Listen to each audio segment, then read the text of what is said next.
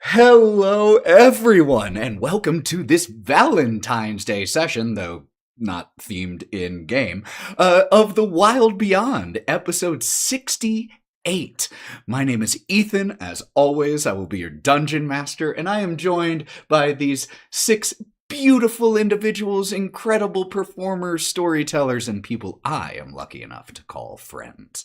Let's go around and say hi to them really quick. First, starting off, a lot of you know her because you just came from her channel. Sally is playing V. Hello, welcome. I am V. Very nice to meet you. Happy Valentine's Day. Playing Melon, looking handsome as all hell, we have Morgan. Good evening. Mav decided to say fuck it to dressing up for Valentine's Day, and you know what? I respect it. Playing Otto. I'm the chocolate that you get for Valentine's Day. Woo! I knew I was going to get some. Sarah, playing the fairy goat father himself, Kieren. Ah, I see you're finally awake. Guess you start replaying Skyrim. Can I just say, and I mean this in the best of ways, that with the turtleneck and the necklace, you're kind of giving me like 90s rock vibes. So now I'm seeing that for Kieren, and I'm here for it. I'm also here for that. We already knew to drop the hot topics, so may as well continue on with that kind of vibe. And with hearts all over her face, Lauren playing Bodie. Oh, hi. Like I said, my name is Ethan. Welcome to The Wild Beyond. We are deep into the campaign of The Wild Beyond the Witchlight, though with our own individual spins on it. And we're going to be jumping in here in just 1 second. First, I have to get through a few announcements. Bear with me. First of all, if you like TTRPGs and D&D, please follow. It's free. Doesn't cost you anything. Get notified when we go live. Second, if you want to listen to or watch past episodes of any of our 4 current ongoing campaigns, we have a new YouTube channel, Go Buff Yourself TTRPG. I'm in the process of re-uploading everything, which means at the moment 2 new actual play videos get uploaded each week. Lords of Sin, Under a Crooked Moon, City of the Crimson Tower, and Wild Beyond. Sally, you are not muted, just so you know. I'm not? No. Oh, shit. Sorry. And Ethan, you forgot one person. Wait. Mav? Joe! I'm so sorry. I was going by my OBS screen and not my Discord screen. I think you deserve a celebration point for that. I think you deserve just 2. to like bounce the trauma. I think you deserve 2 luck points for that, actually, Joe. So, well, you hurt my feelings too, Ethan. Do I deserve it? Hey, I didn't know what you said. I just wanted to make sure you knew. No, you're fine. I did not know. Thank you. But no, Joe, playing Wraught and getting 2 luck points for being the victim of my ADHD this time. Joe! Hey guys, I'm taking applications for being my Warlock minions today. Sign up here. Now that's a Valentine's Day we can get behind.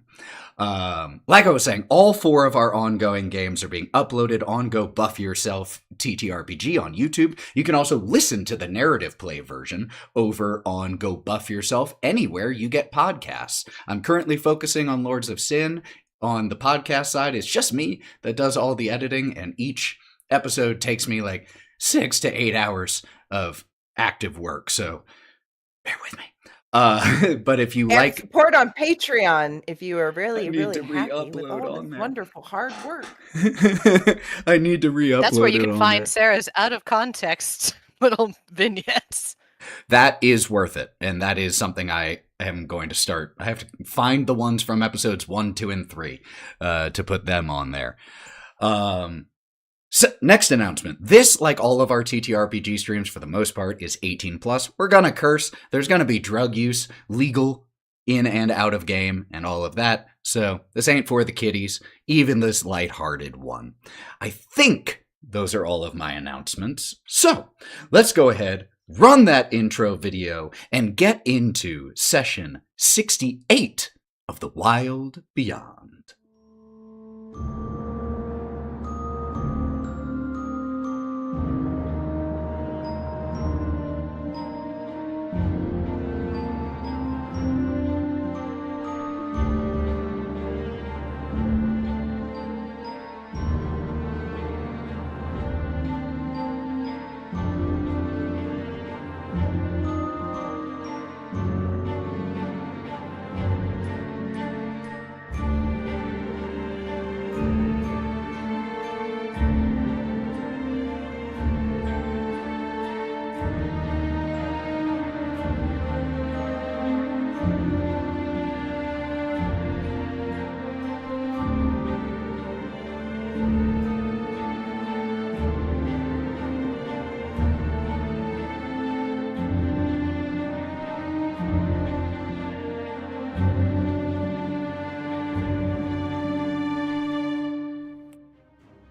We are back.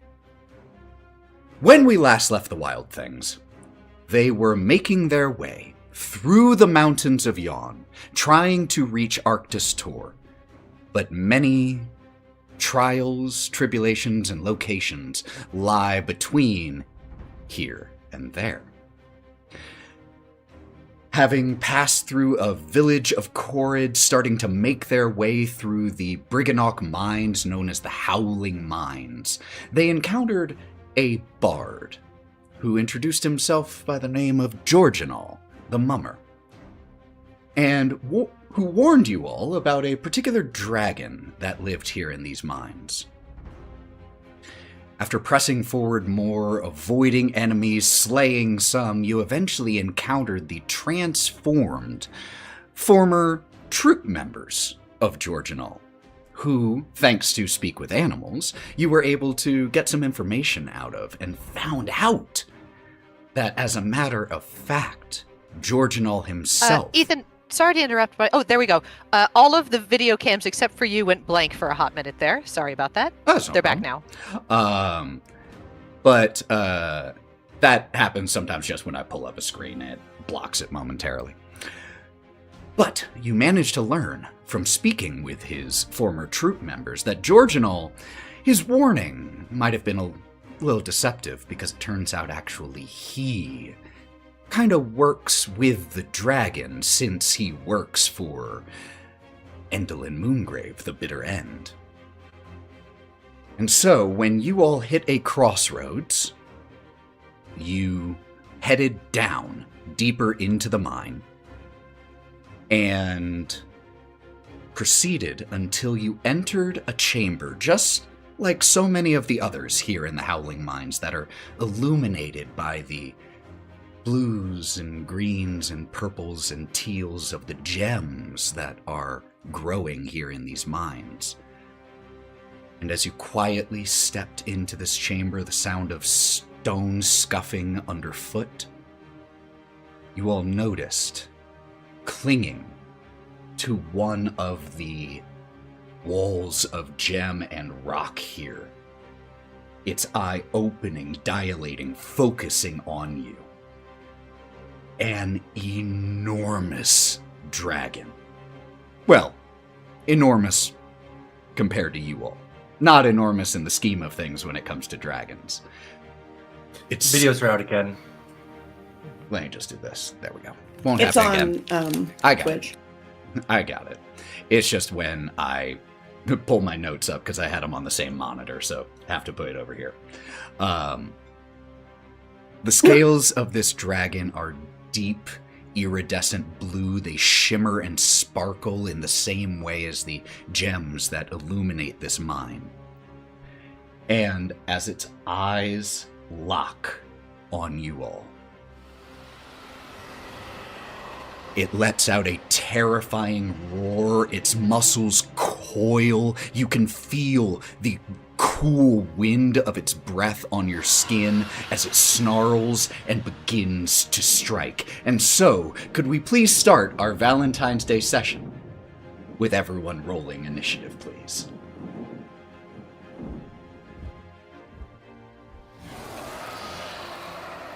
Ken.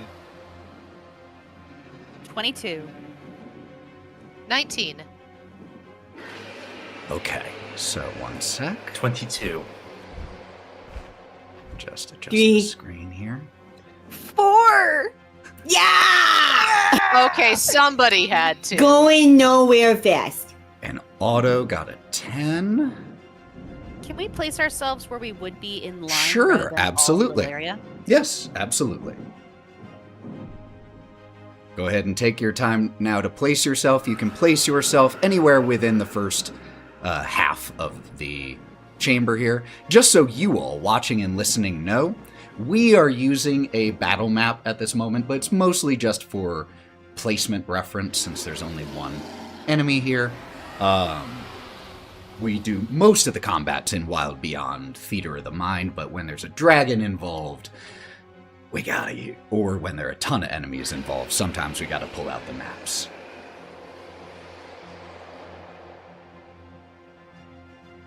He keeps roaring like this is going to bring down the mine. Well, you never know. All right, so my initiatives. Melon, what did you get? You got a 22? Correct, 22. Okay, so we have Melon with a 22, Wraught with a 19. I also got 22. Oh, okay. Kieren with a 22. I will yield to Kieren, so Kieren would go first. I also have more You're dexterity. the better dex. Otto with a 10. Juniper got a 6. Junie! V Okay, sir. Yeah, sorry, Ethan. I rolled on D&D Beyond if you needed to see my No, score. it's no problem. V got a 4 and Bodie got a 3. You all have placed yourselves where you would like to be. So, Kieren, Melon, Wraught, Otto, V, Bodie, in that order. Actually, Kieren. Ethan, Yes? may I drop in the initiative? You can always hold your initiative. When it's your initiative, you can make that choice, and then you can choose when you would like to go. Certainly, thank you. Yes, sir. Kieren, you're up first. I'm going to move forward 35 feet.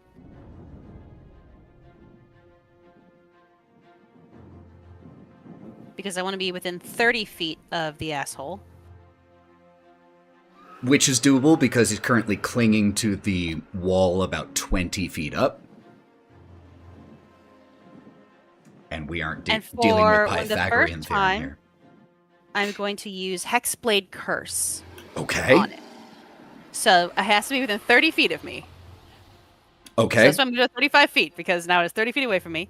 And is now cursed for 1 minute. There's no saving throw, it just affects what I'm able to do against it. Fantastic. And then I'm going to shoot it with a crossbow. Because there's no one else near it, I get advantage against it. Not the sneak advantage. attack, You will qualify for sneak attack, yes. Yeah, that's what I meant, sorry. Yes. Do I have to roll a Foundry, or can I just keep rolling in Hero No, Forge? you can roll on D&D Beyond. I see both. Yeah, D&D Beyond, not Hero Forge.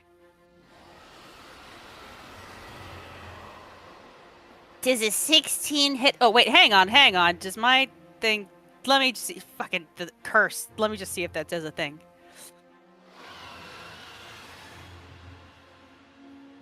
Damage rolls not to hit it. Okay, so does a 16 hit it?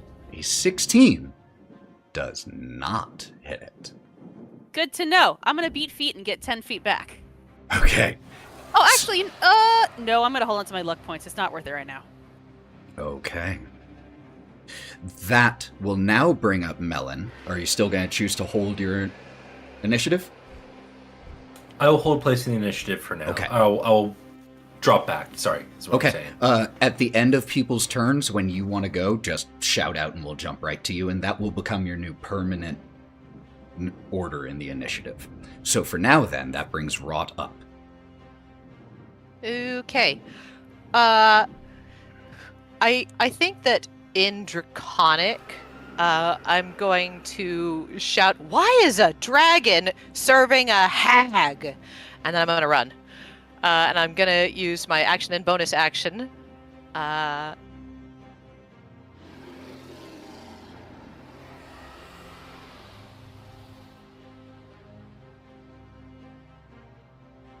To get as far forward and behind a rock.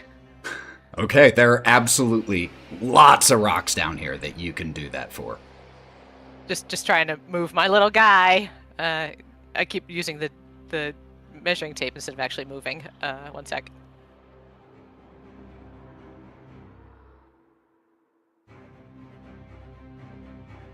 I can't move her. She's glued in place. Shit. Make sure you have the icon selected at the top Where? left. Or if you ping where you would like to move, I'll just move you on the map.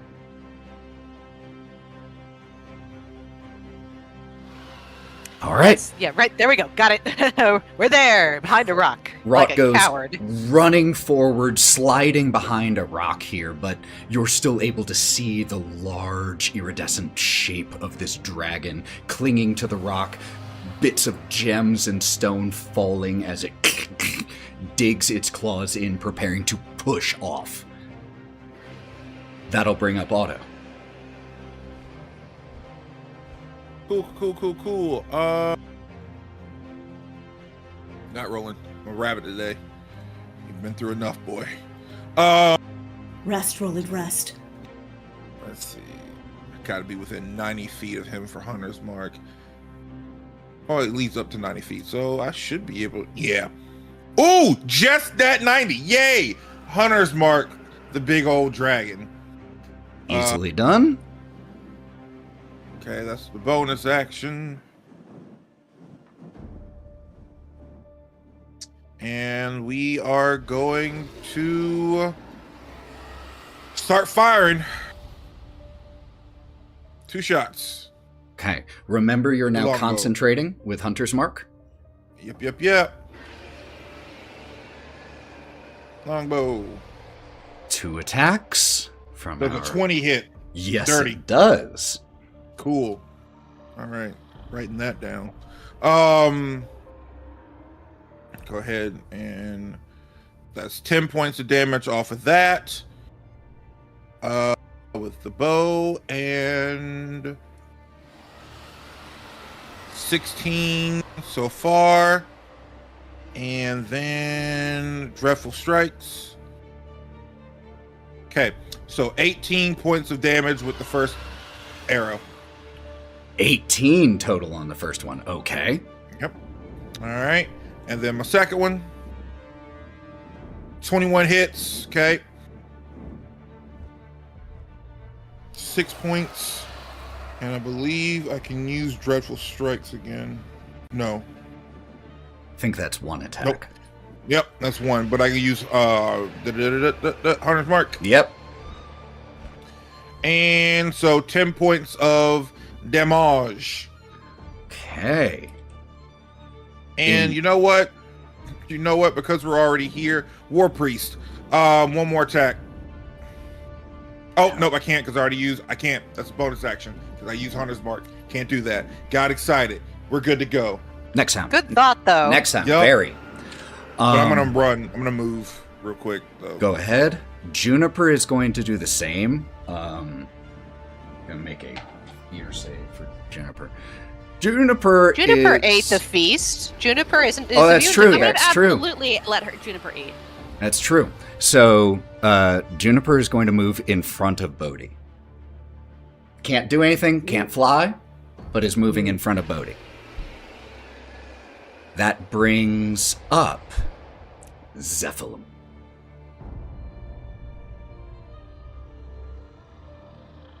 Zephylim is going to take to the air and flies 20 feet in the air,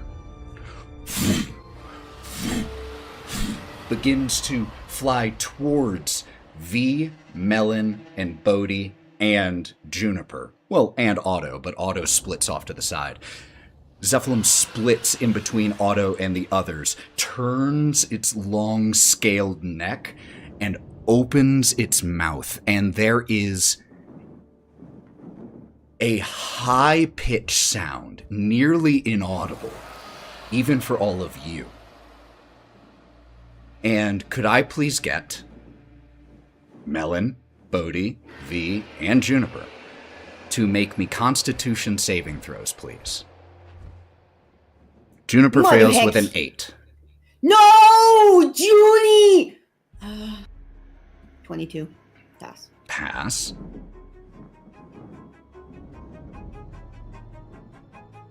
Sorry, did you say a saving throw? I'm so sorry. Yes, I'm having please. trouble with my screens.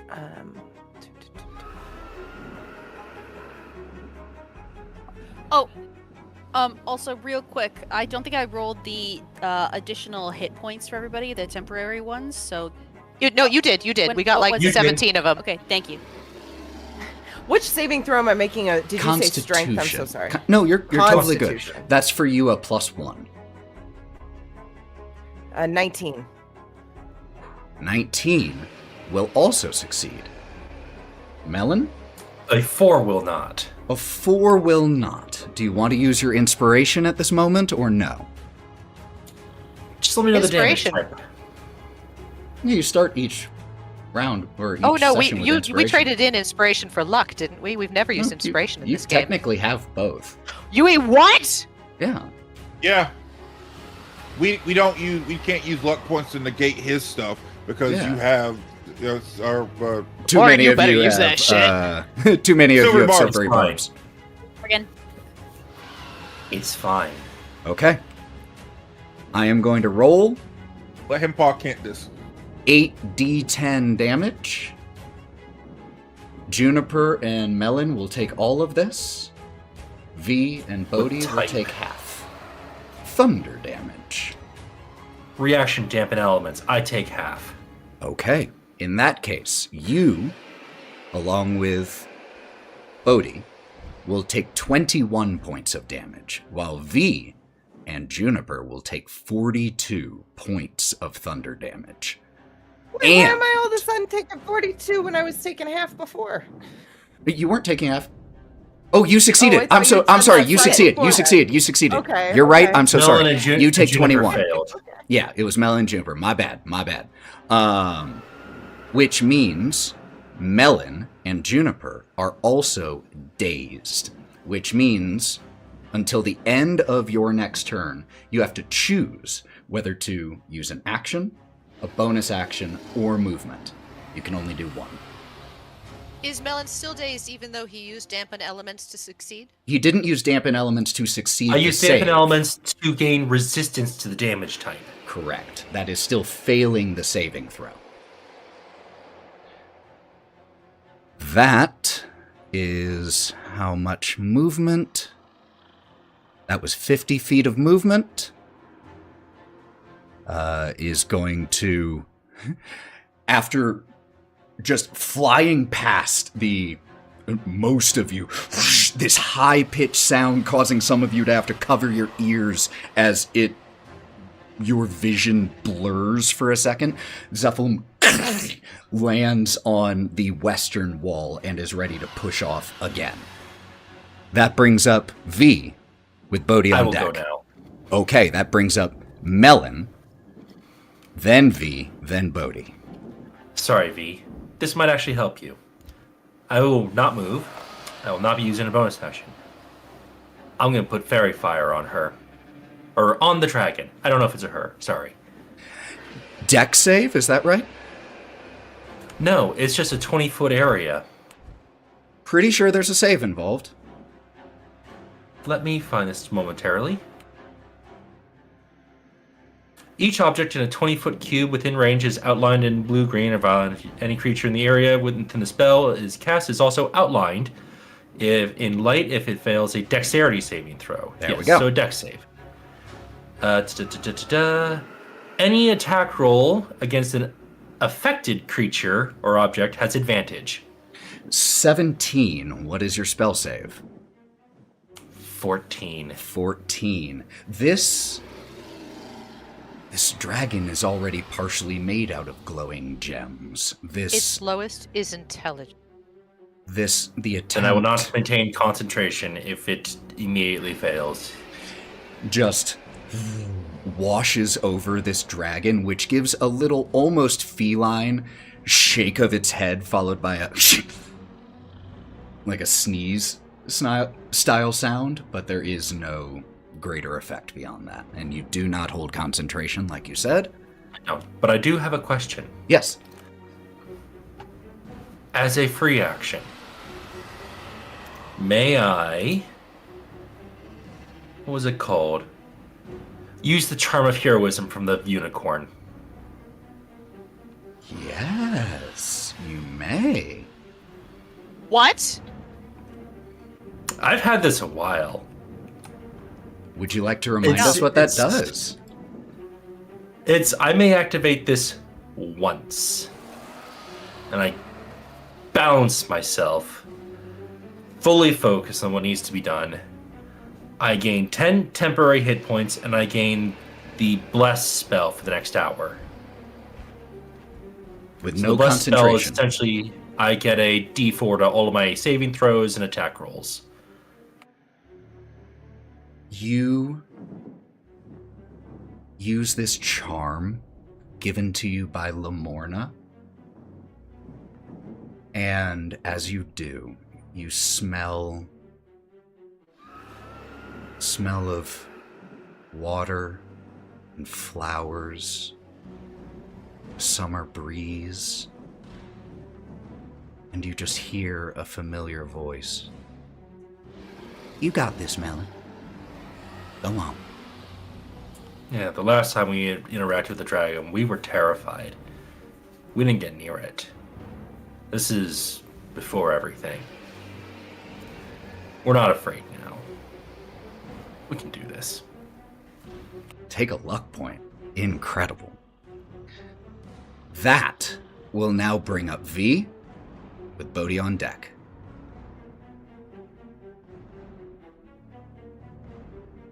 So V's a tad shaken. She has never fought with a dragon before, but she has brought down flying creatures.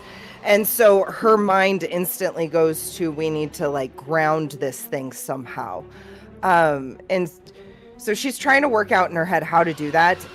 She has rope and she's thinking about making a lattice, but she knows that it could probably burn or cut through it. I think the number one thing I'm going to do is fully disengage and go into stealth mode. Okay. If I was to make a trap for the dragon, I would want to be in full stealth mode so it didn't see me do it. Absolutely. As a rogue, you have a feature called Cunning Action that lets you take the hide action as a bonus action. So you can dip behind a section of rock here or an outcropping of wall, use the hide action to make a stealth roll, and then you would still have your action to attack if you wanted.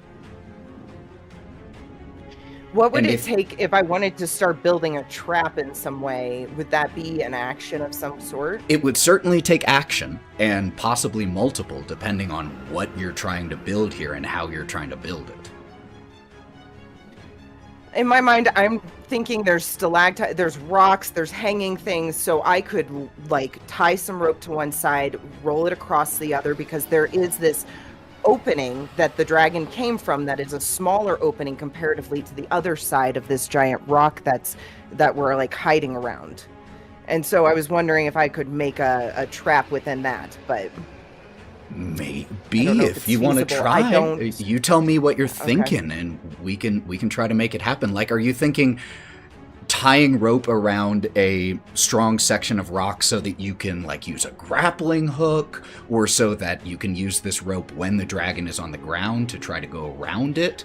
What are you wanting to try to accomplish here? More like I take my amount of rope and I string it in a way that you can't tell it's there, so if the dragon came into this area, it would get entangled in it like a spider web almost. That might be, with your current items, a little tough. However, if you want to try, we can absolutely do the starting process of that. Okay, we'll do this instead. I'm going to take a rope, I'm going to tie one side to a rock, and then I will tie the other side to the arrow and try and shoot it at the dragon to anchor it down. Hell yeah. Okay, so here's how we're going to do this. The act of tying the rope onto the rock and getting the arrow situated, all of that's going to take an action. I'm not going to make you make a check here for it. It simply takes your action. It will be ready for you to fire next time. So sounds good. We see V take out some rope, assess the battlefield, start to figure out we have to find a way to bring this dragon down, tie rope onto a strong section of rock here, and start to, while hiding, get a arrow ready or a bolt ready to try to fire to.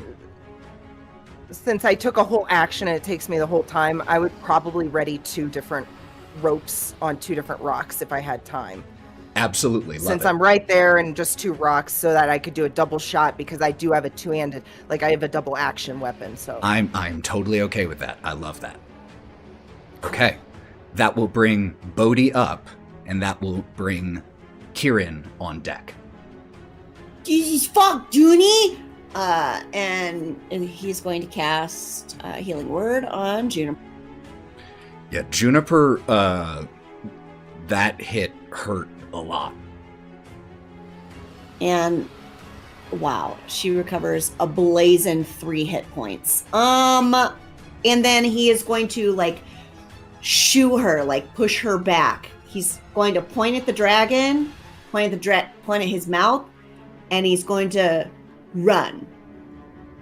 That's what he's gonna try to communicate to her. And he's gonna push her behind. Okay. What are you gonna do with your action? I think... So my action's a little tricky, like, because I'd have to be really far. Okay, I'm gonna dash. Well, you see where the dragon is, right? You're only Shit, yeah. I'm sorry. You're only about 20 feet away from the dragon horizontally and 20 feet away vertically. But it's in the air, right? It's clinging to the side of the wall. Like, how far up? 20 feet up. Oh. Well, that's nice. Okay. I'm just gonna mosey up. What the fuck, Foundry? I'm gonna mosey up, and I'm gonna use my Thorn Whip on him's wing. Try to wrap it around and pull him. And Thorn Whip, absolutely you have enough range for this. So go ahead and make that attack roll. 17. 17 is meat to beat. That is 17, guys. We finally figured out the number. Oh my god! I love points. Bodie, you roll! 1 point away. 1 point away, Kieren. Oh my gosh. 6 points of piercing damage. I assume that you will only take half of that, if any of it. Takes all of it. Oh, mother heck, yeah! You fucker! You hurt my bird bear. Ass. Mechanically, just so you all know, giving you a little look behind the screen, this is built off of a young dragon stat block. Oh, okay. That doesn't make me feel much better. Ethan, you're acting like we know what that would mean. This is our first dragon interaction. Uh-huh. Does that mean that the parents are coming for us after this? Is that what we have to understand? No. It's just like I mean, a young dragon is still multiple hundreds of years old. So, it's not wormling. Okay. Long since been kicked out of the house. So with Thorn Whip, you also then pull Zephylim down the wall as you create this whip just made out of thorn and bramble, whoosh, wrap it around and yank, and you dislodge Zephylim, partially sliding, scraping down the wall as it has to sink claws deeper in. I envision Bodie basically running in place just to get this dragon off this freaking wall. Oh yeah, with how big and strong it is. We see as you're pulling and Zephylim is pulling it against, and you drag him down 10 feet, and then the Thorn Whip snaps, the magic gone. The force of the tug of war between the two of you just too much. Fuck! Okay. That will bring up Kieren. Wraught is on deck.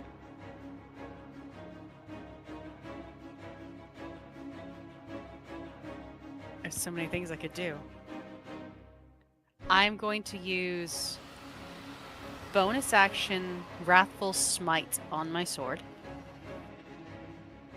And use all of my movement speed to get up next to this dragon. Okay. Yep, 45 feet. Perfect. So fast! And because he's 10 feet up, that's still within range of you. There we go. Okay, so now I'm going to try to stab him. Let's do it. I visually imagined Kieren doing this and just wall running up to try and hit him. I'm thinking about the 14 categories I have for what I can use sneak attack with. Sorry. Oh boy. There is an enemy within 5 feet of Zephylim, so you qualify if you hit. Hell yeah! Wait a second, there's an enemy within 5 feet of Zephylim? No, an enemy. Oh, of his Zephylim. enemy. We are classified as enemies. He's now, it's, your Ezio Auditore. Ethan, you said something about having normal inspiration. Yeah. Can I use that to reroll? Absolutely you can. Thank you.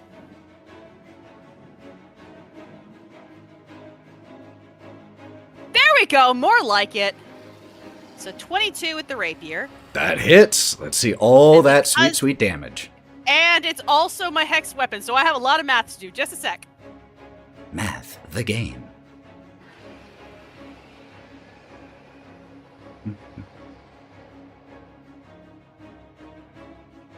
She's muttering so much. Oh god, being a warlock was the worst decision of my life. Even worse than being a barbarian. Today's stream is brought to you by our undying love for you. All you viewers out there just hanging out with us and spending our day with us today. We love you. We also want to reiterate, Ethan, we all love you as well. Oh, that's so sweet. Love you too. Zephylim doesn't. If it's a constellation, Kai, I am tying a rope around a rock because I don't really have much to do. So you are just good for you for having a lot to do. I'm proud of you. For the first attack, 27 stab damage. 27. 27! Because I also had the 3d6 and all that jazz, and all of my charisma modifiers because of the hexblade weapon. Or I mean, the hexblade curse. Incredible. Okay. And that's what I'm gonna do, because my bonus action was to use the hexblade curse. No, wait, I no, have not smite! this time. Yeah. You have your second attack if you want. Yeah, you had to cast a smite. Just a sec. I have more damage. Just a sec. Yes, because it's for the next time you use this weapon, it activates the smite. Because I used it before I stabbed. Because it's just a bonus action. So just a sec. I gotta do the math for Wrathful Smite. And that is gonna be 1d6 psychic damage. So it's 27 stab damage plus 3 psychic damage. 3 more psychic damage. Okay. It also must succeed a wisdom saving throw or be frightened of you. Because of Wrathful forgot about Smite. that. You are correct.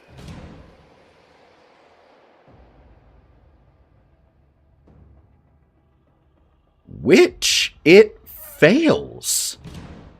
With an 11. Sorry, guys. It's gonna be moving again. Well, it just means it can't willingly move closer to you, and it has disadvantage on attacks while it can see you.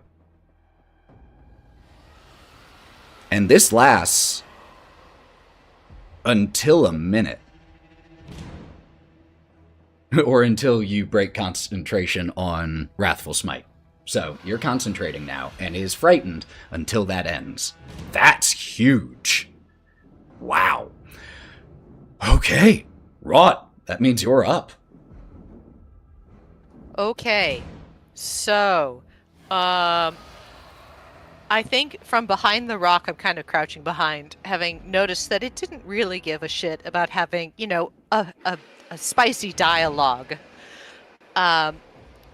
Wraught is gonna lean up onto the rock with her chin pillowed on her hands.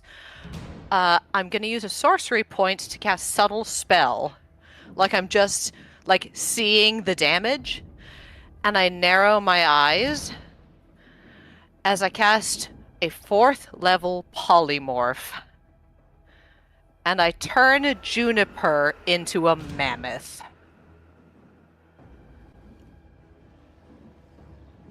Okay. Must be pretty good. Sec. Must be pretty good. I can send you the stats if you'd like. No. Oh, no, I got that. That's easy. I have a quick question. Where's Gideon? Is Gideon now on a mammoth? Gideon Hey, is a little stop cardboard talking. man. Stop talking about my Gideon boy. is- Don't Gideon is ask out of the room. questions. He's out Okay, of the he's room. with Glimmer. All right, Yes. he's with Glimmer. As far as we know. If Juniper is in front of everything. They're So around the I- corner. Fight. Don't think... so, Juniper has a CR of 3. So that means you can turn Juniper into CR3. Oh, you're right. Things or I can below. only turn myself into a mammoth. Correct. Motherfucker. I What forgot about me? that. I can be big, right? Anyone, I'm already yeah. big. I mean, do you want to be a mammoth? Maybe. I'll do it for you. Is it going to throw a wrench into your little trap rope plans? Kind of I would. don't know. I'm tying ropes to rocks over here while Bodie like makes actual ropes that pulls down the whole dragon. Like, am I useful? It's new. All right, I'll turn her into a mammoth. Oh my gosh, Wraught. I'm so honored. And my magic is like you almost recognize it because I've cast a fair amount of spells on you at this point between illusions and deceptions and lies. And it's like this spice starts to crawl into your veins, starting at your feet. And the worst part is you melt entirely. You dissolve as a person into primordial ichor. And you feel all of it, and then erupt from the puddle as this tattooed black and white mammoth. Take a luck point, Joe. That's incredible. And I have given you control of a mammoth here on screen, Sally, and just for your convenience, I will also send you the stat block so that you can see what it can do. There's a lot of hit points. There is a lot of hit points. Okay. Is that the end of your turn, Wraught? I'm gonna duck behind the rock a little tiny bit more, just in case. Cover, full cover. Absolutely. At the end of your turn, Wraught, does a 17 hit you? Yes. But I did cast subtle spell, so it's not like I was doing this obviously. It's very true. Hey, I'm turning this into a mammoth! It's very true. You feel yourself get pierced with an arrow from behind you. And as you arch in pain and you turn and look, you see shimmering with the invisibility disappearing. Son of a bitch! Oh, good to see you all again. Ugh. Glad you made it for the big performance. George and all. Standing here, bow still drawn and drawing a second arrow and takes a second shot at you, Wraught. So that Kill was him, Otto. 7 damage on the first attack, Mean drink peddler. and he'll miss on the second with a 9. I always knew you looked like a snack, but the fetid kind. I've been told. Oh my god, there's a mammoth on our foundry. That brings up Otto. Juniper's on deck. Heck. Melon is the next Ooh. PC. Is Dickface all on the map right now? Yes, he Where is he? He's in the Towards purple. the bottom. northwest. Oh, there he is. Left. Cool. Cool. Get him, boy. Got it. Get him. Okay. Cool. We're gonna turn above face pretty much. I hear Wraught get popped, turn around, see him firing, but we're gonna reach back for one of our arrows and we're gonna get one of the sparkly ones pops out. And I'm gonna use one of my fairy fire arrows that I have to hit him. Okay. Roll to hit. And that has, I think it's a +1 to hit, so we'll go. Hey, 27 hit? Definitely does. Cool. Andy fails his save Plus against fairy fire. Yep, well 28 to hit, but yep. Let's go. 7 plus D4. So 10 points of damage. I can't use Hunter's Mark because the dragon is marked. So again with a normal arrow now. You have Keep in mind, those affected by advantage fairy now. fire gain advantage Yep. against. Okay. Roll again. Nat 20! Fuck yeah, let's go! Holy Eat shit, shit. you dumb bitch! I feel weirdly flattered. Let's see this damage. Alright, it's got to do the thing itself. Just don't pay attention. One note. Yeah. If you are using fairy fire, it does drop your concentration of Hunter's Mark because you have to concentrate on fairy fire. I thought it was. 'cause Isn't of that a part of the arrow? It is part part of the arrow, but there has to be a way for it to break, and therefore there's concentration. It doesn't last whatever. forever. It's fine. It I just don't care casts the spell anymore. for you as part of the I- attack. Got it. Understandable. Worth it. Let me triple Hold check on. that. 2 arrows down.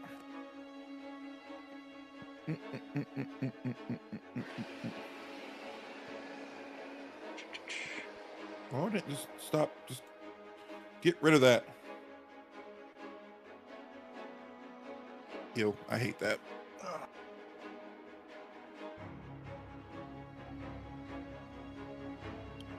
So how do we do crits again? 8. You roll 2d8. normally and then just max the damage. Okay, so we'll go with that first one that I rolled. Well, that's 8. That doesn't make any sense. Sorry, because I don't crit as often as Otto, so it's very harder for me. I'm sorry. Actually, 2d8. I'm yeah. sorry. I'm re-looking up the item. You all were right. It does not require concentration. Hunter's Mark is still up. He simply, for a minute, has the effect of fairy fire on him. Let's just note that this is a great DM who looked Exactly. up the rules and didn't just go, no, you can't do that. I just want to make sure it's true. Ethan, take 1 luck point. Okay. Sweet. You know what? Yes. All right. So 2d8 plus 3. Or I max it out with 8 plus whatever else I get, right? Is that how that works? So the way it works, you already rolled right here. It's 3 Right. plus 8 Okay. for the crit plus Okay. 3. So it's 6 plus 8, so that's 14 damage on the crit. Okay, bet. But you have a second attack. Yes, I do. No, that wait. was your You second got attack. advantage. That was your second attack, because the first was one it? was The the fairy first fire. attack was with the fairy fire arrow. Yeah. Correct, yes. Cool. So yes, that is my second attack. And Did you you're take damage for the fairy fire arrow?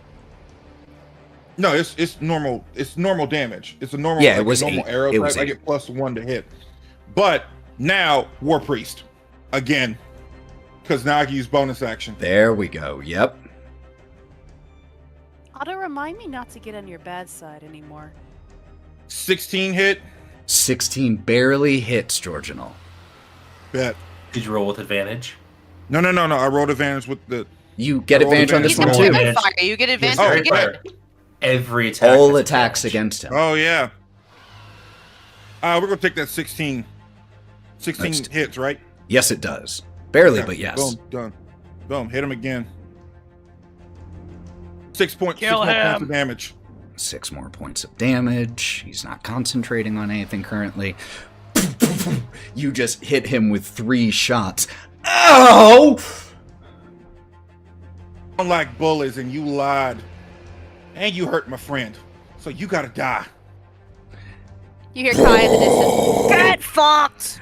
There is a loud roar from Juniper as she rises up onto her rear legs for a second, seeing Georginal appear, and then drops down and starts plowing forward, boom, boom, boom, boom, and is going to use full action to dash and get right in Georginal's face.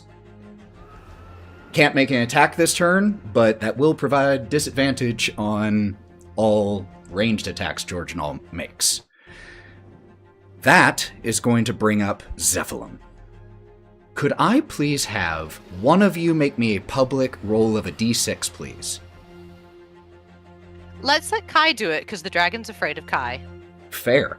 You want to roll a 1 through 4, Kieren. You can do this. Breath weapon recharge. Can I take points off of it? The luck points only impact d20s.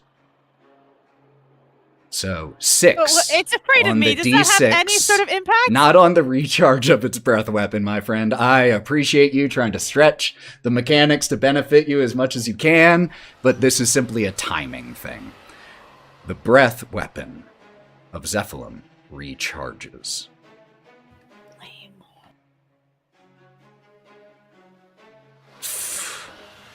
Pushes off of the wall again, provoking an attack of opportunity from Bodie. What else? Oh, me? yeah. Mama, And from take you. that. I'm It gonna would take also that. be from Kai. We're looking at a double-handed longsword. And there's right now. no way a mammoth could get in between and try and help. Not right now. I figured. 27 to hit Hit. for 16 damage. Ooh. Magical weapon. Okay. Makes up for my 10 to hit. Wraught's aroused. Don't you go anywhere, guy. Wait, Bodie, do you have Sentinel? I do. So you It can't it should be reduced to 0. Does not move. actually, Sentinel's only if you attack. Nope. Attack. Nope. Like, Nope. No. Right? Sentinel, if sick. you hit, Yeah, reduced to 0. Holy please. shit, I played Sentinel Bodie! for years. This is, does not Yeah. move. Yeah, Val. So, as it uses its breath weapon, instead of catching Bodie and Kieren, it will instead catch Kieren and Otto. Could I please get the two of you to roll me Constitution saving throws, please? As once again, there is the high-pitched sound that you can feel the vibration in your eardrums as it Since it's a pains. directional thing, can I use Uncanny Dodge? Uncanny Dodge, if memory serves, is only for dexterity-based things. But is this also like a magical effect? No, this is a natural effect. This is its breath weapon. So there's literally nothing I can do against these. You can save. None of your class features apply to it. Gotcha. Well, you can do 17. Uncanny Dodge. You can do Uncanny Dodge. Yeah, that's Yeah, for any yeah. damage. That's for any damage. It had nothing to do with it being an area effect. That's just damage. I was Yeah, I'll thinking see of if I can evasion. That's save. the dex Can I one. save and then do Uncanny Dodge, or this is just like one or the other? No, you roll, and then whenever you take damage, you choose whether you want to take half damage or not, as long as you can see the attacker. Yeah, save or fail, you can still choose to take Yeah. half. So, And this is a Con Con save. save. Okay. what'd you get, Otto? 17. Okay, that's currently a fail. 30, 20. 20 is a success.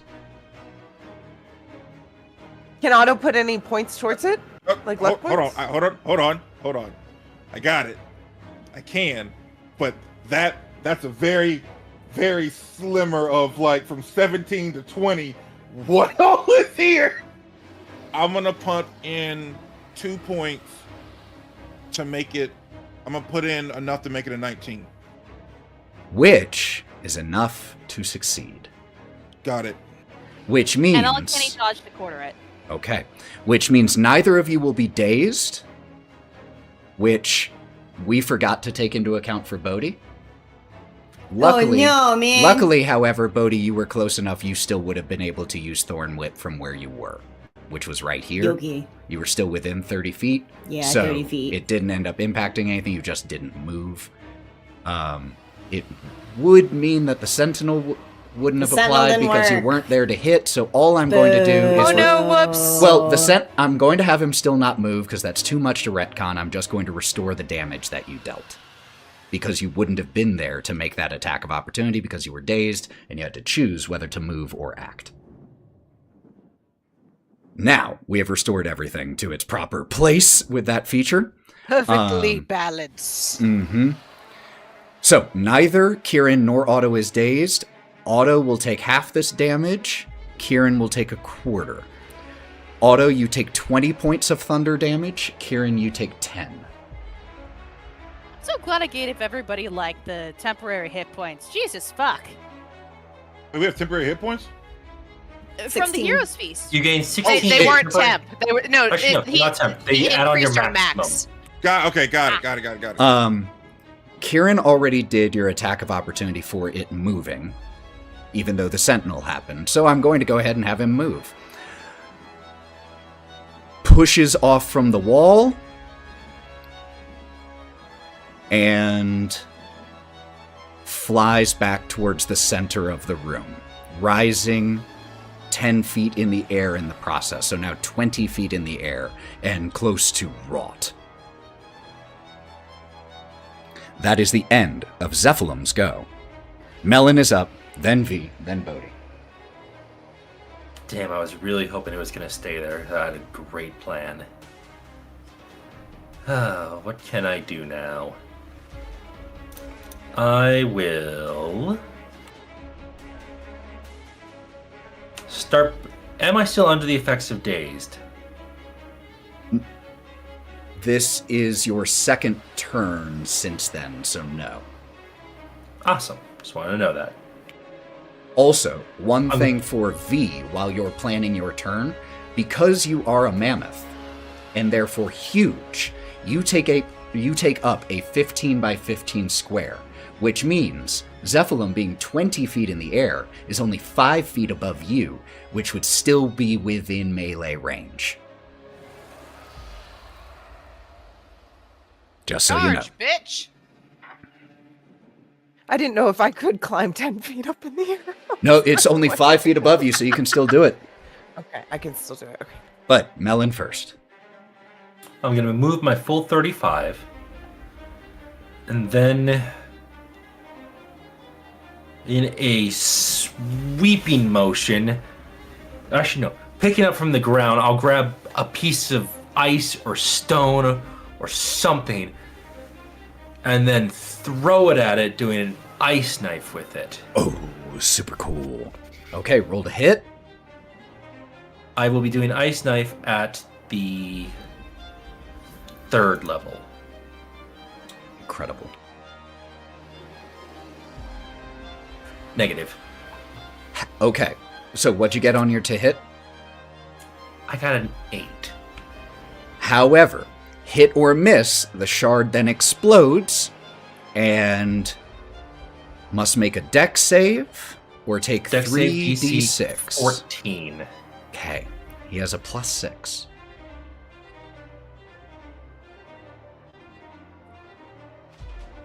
Got a 7 on the die, so a 13, not a 14. So that's actually a fail. 3d6 cold damage, please. I did at the 3rd level, Oh, 46. 4d6. Oof. Big spells flying. Love a Hail Mary neither play. 16 cold damage. I rolled a 6, a 4, a 3, and a 3. Beautiful.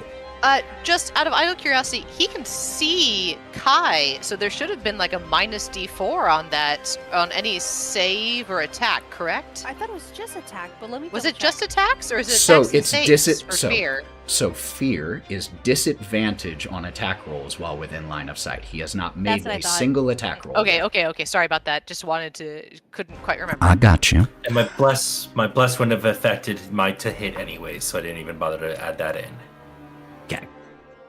But as you launch this and it goes sailing past Zephylim, mid-air, it detonates, shards of ice flying, piercing into Zephylim's wings as it lets out a high-pitched roar in response. Incredible. Anything else from you, Melon?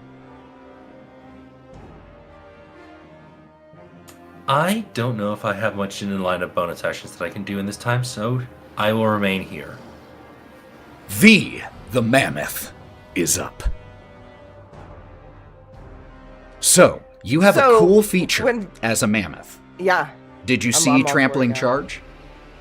I did see trampling Okay. charge. Does that allow for the fact that the dragon right now is over 20 feet away from me? Doesn't matter, because the way it works is Okay, if 'cause you in the move trample, it's- at least 20 Okay. feet straight towards a Okay. creature and then hit with your Okay. gore attack, it has to make a strength So it's save mo- or be knocked prone. Got it. Okay, it's more of a I need the charging factor. Correct, Okay, and you then I are would, Then I'm exactly definitely doing 40 feet away, and your movement is 40 you feet. know, 40 feet. Yeah. Okay. So when V started transforming, first off, Wraught got in her brain. It was like, get ready. It like warned her a little bit, but it was just pure like chaos It is within her, and she was horrifically painful. screaming. She was screaming and came out with a giant trunk screaming and watching this thing fly around and just trying to get her bearings. And it finally lands, and she's not dizzy, and she's finally adjusting to her mammoth body. And she's like, starts to just get pissed off because she's like, I'm a mammoth to destroy this fucking thing. You're gonna die. And so she just goes straight charging at it in an angry way. A bellowing And just charge tries to from this trample it. black and white mammoth. Go ahead and roll me. I assume you'll want to use a gore attack. How do Ju- how do I roll? So for just roll this? a d20. You have a +10 to hit.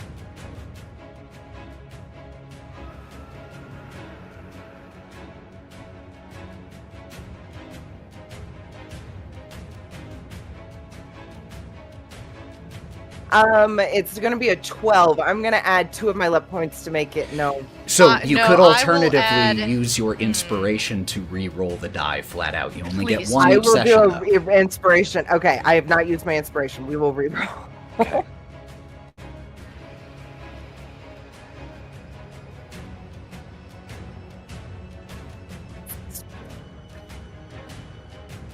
It's a natural 20.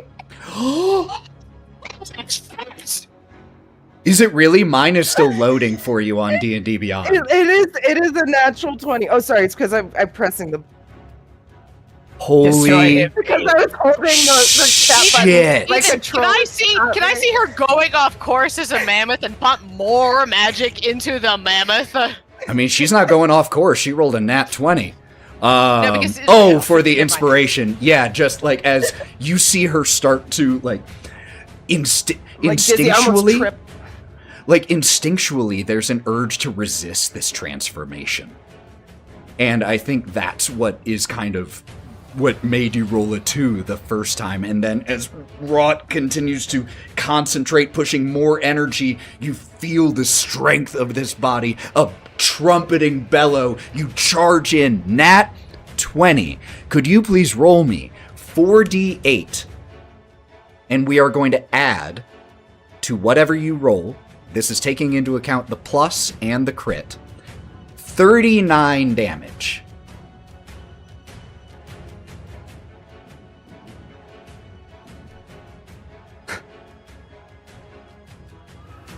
So you So rolled. it's a 60? Yes, you rolled 21. Am I adding that right? Yes, you deal a total of 60 points of damage on this attack. And Zephylim has to make a strength saving throw or be knocked prone, which in the situation of flying, which would mean falling from the air. The DC for the mammoth's trampling charge is an 18. He has a +5. You charge forward, trumpeting, pierce with your tusks into this dragon right above your head. And as you pierce, you slam Zephylim down onto the ground, knocking him prone, which means he actually takes a little bit of bludgeoning damage in the process.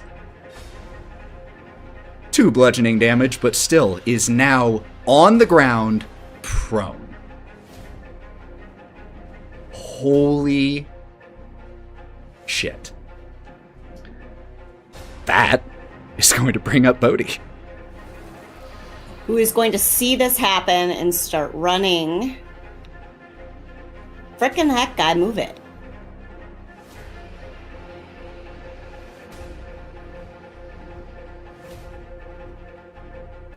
I'm gonna move up 30 feet. For some reason, it won't do it for me, but whatever. You have your and measurement then tool I'm selected. I was doing that to help assist. I got you. I moved you. Thanks. Okay. And I don't think I could have gotten in. Okay, I'm gonna send my Echo bonus action, my Echo Knight, right up on this prone guy, and we're gonna take 2 attacks with our Echo Cork. Incredible. As you do Are this. they at advantage because he's prone? Yes. And you hear Cork uttering a battle cry, but you hear it twice. One from the one still on your back and from the Echo Knight version of Cork. Just a huge battle cry here. Ah! And with a 23 to hit with advantage, you will absolutely hit. Doing 8 points of damage. Okay. The second. Yikes. Just a 16. 16 won't do it. But can I put 2 luck points in it? Or 1 luck point in it? How many? Or is it 2? I only need to get 1. Okay. Just 1 luck point, boosting it up to a 17 means your second attack will also hit here. Glory, glory, be 9. 9 points of damage. So a total of 17 points of damage from your Echo Knight, from your Echo here. Shing, shing, slashing through with this version of cork made from a slightly skunky smoke. Yeah, man, it's Kush. Anything else from you, Bodie? No, man, it's all I got for now. Okay. Then, with Zephalum, the dragon, prone on the ground, George and all here visible, you all starting to gang up on the dragon, and as we approach the top of the initiative order, let's go ahead and take our bathroom break.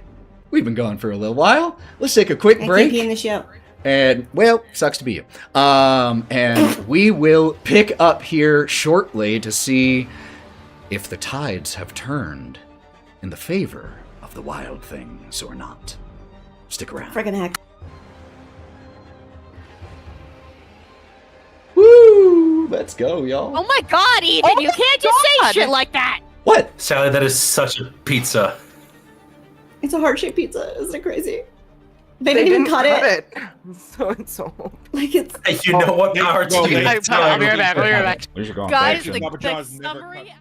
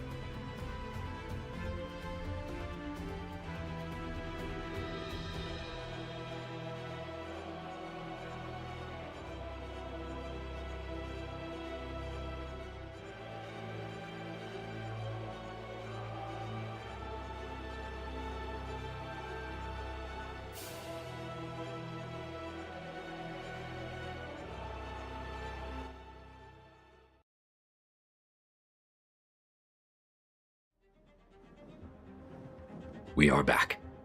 We pick up at the top of the initiative order, which is Kieren. We still have Zephylim here grounded, prone. So I'm trying to do the measurement of how far I can go. So I can't. I can actually. Yep, I can get there. I'm going to use my bonus action dash to get up to Zephylim, who I know since now they have an enemy within 5 feet of them. If I can stab them, I can get sneak attack with them. 100% you can.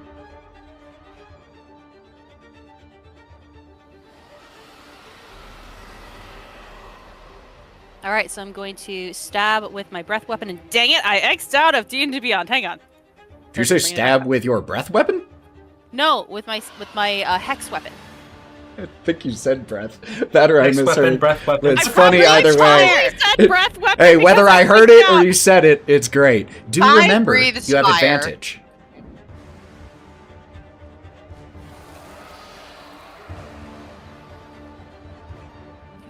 Yeah, that's not gonna hit. With advantage? Yeah, I rolled a 10 and an 11. Ow. Yeah, it's a +7. Look, I rolled a 3 and a 4. Well, that's the first attack. You now get a second.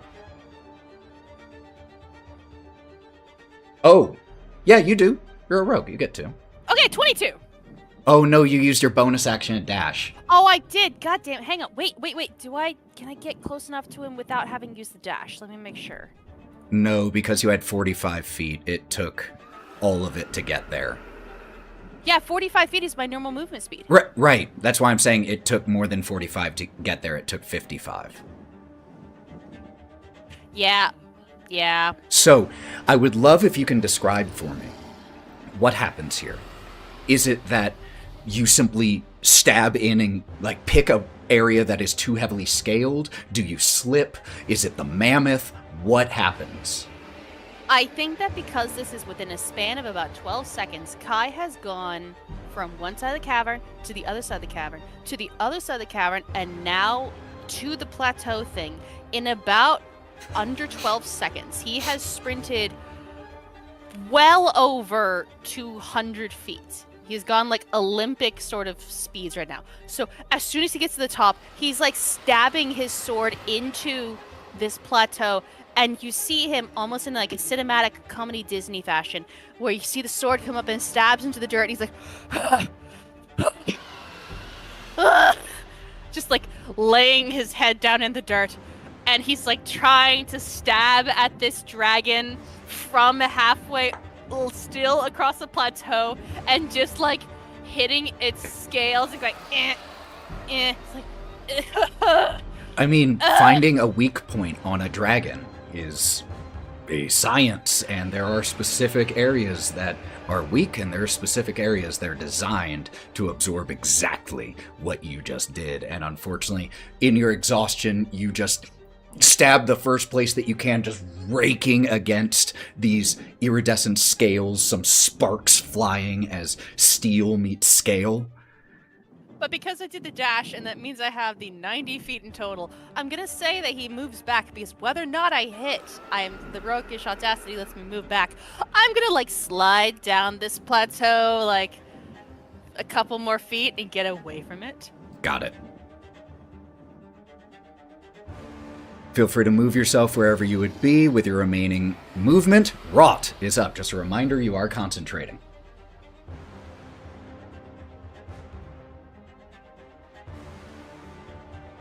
Only on you, baby. Oh, bless. He said it! I've got the spell! That's how that works. That's how that works. I think I'm going to reach behind me and grab the arrow that George Null shot at me and rip it out. I'm going to toss it in my hand a couple times. And I'm going to look at him and I'm going to go, "You really thought coming here was a good idea?"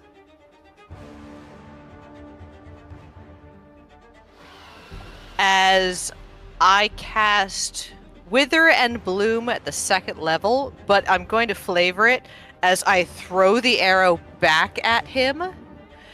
and I'm going to use his own blood to fuel the spell. Ooh, that's cool.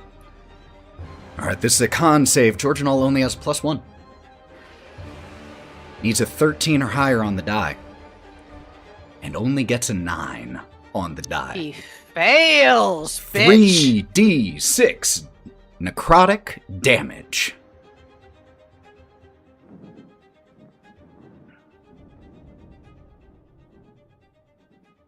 Now, here's a question. 6, a 5, and a 1 for a 12. Are you putting this, because this is an area effect, it also has a healing feature here. Would you be placing it in such a way to allow Juniper to heal from it, because Juniper is right next to Georginal? I would, because that's why I wanted to turn Juniper into the mammoth, was to heal her. Because I know that if Juniper, bites the dust, Bodie's going to be inconsolable. So as I throw this arrow, you can see blood wrapping around it as Georginal's own blood from Otto's arrows reaches out as if to embrace it, yanks it into him, and then sprays over Juniper in a spray of flowers. Incredible. This episode is also directed by Takeshi Miike. Juniper's So he hit takes dice. 12 necrotic damage, and she gets 12 healing No, she gets to points. roll. Oh, sorry. She gets to roll. Her hit dice are a d10, and I rolled a 7, so she heals 7. Meanwhile, he does indeed take how many necrotic damage? 12? 12. Ow. As the bloom heals Juniper, and Georginal withers slightly at this, as if just something begins to eat away at his muscles. They slightly atrophy with this. Oh! And is that the end of your turn? I actually forgot to roll with advantage to hit him because he's got fairy fire It's on. attack rolls. That's a spell attack. Oh, you're right. It was a con save. Sorry, it was yeah, a con yeah, save. yeah. There So you go. it doesn't matter. Yep. You're right. Sorry. Let me see. I don't really want to be shot again, so I think I'm gonna duck around the rock for at least half cover, and I'm gonna lay my hand on the mammoth next to me and be like, "You're doing great, babe. Do it again." Okay, so just so you know, if you move farther away, you are opening yourself to a potential attack of opportunity from Zephylim. From the dragon who's 40 feet up on the rock? He's prone. He's on the ground. You're right there. Oh, I thought that he was I thought that whole sandy plateau was like a plateau. Oh? Holy shit, I'm next to a dragon! Yeah, you're 10 feet away from a dragon.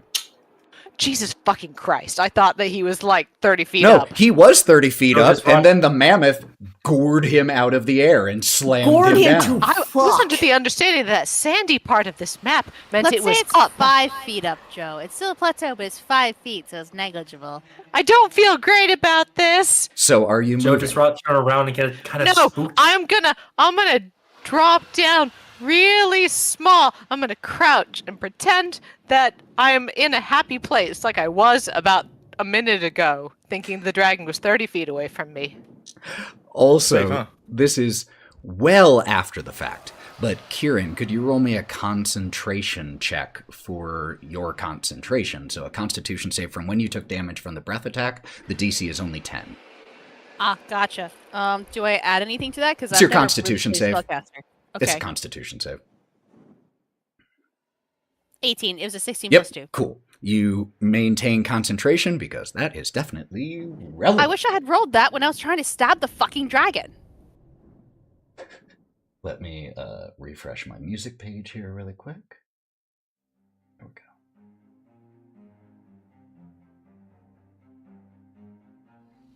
All right. That brings up Georginal. Georginal uses a bonus action and says to Zephylim,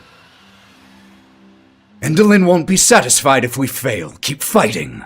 And uses Healing Word. Counterspell. Sure. Blow in third level counterspell, just goes away. I will wave my hand, catch the spell, and cram it in my mouth like I'm eating it. I'm gonna go, not today, fucker! Sees this happen, and you watch as he looks pretty shaken by that, not gonna lie to you. I think that she's starting to look a lot more like animalistic and feral than she ever has. Stows his short bow, and as part of the attack action, draws his short sword, and is going to make 2 attacks against Juniper.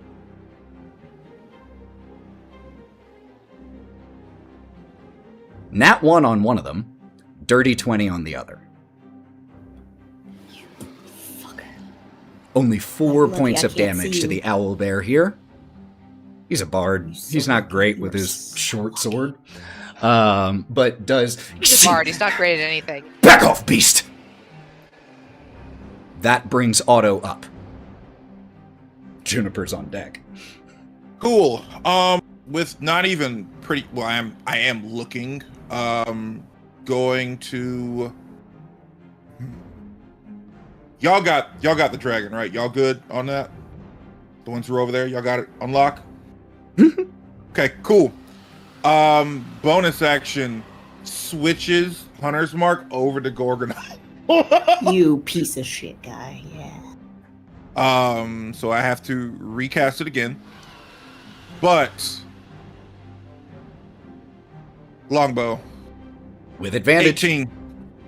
Oh, Fairy fire. 20. Dirty 20. Both hit. Boom. All right. Let's see. Gonna go ahead and throw that out there. That's 11 points of just raw damage from the bow. Dreadful strikes, 14. That's 4. That's 12. Excuse me. That's 15 points so far. And then Hunter's Mark. This is still my first attack. All right. That's... Ooh, shit. So 21 points of damage.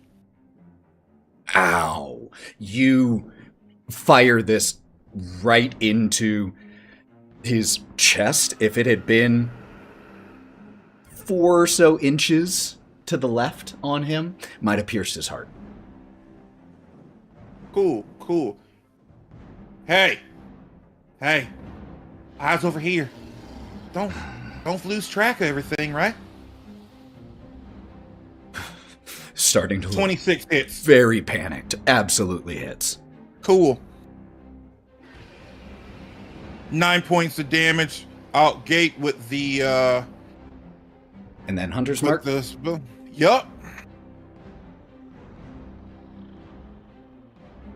6. So Another 10, 15 11, 12, points of 13, damage.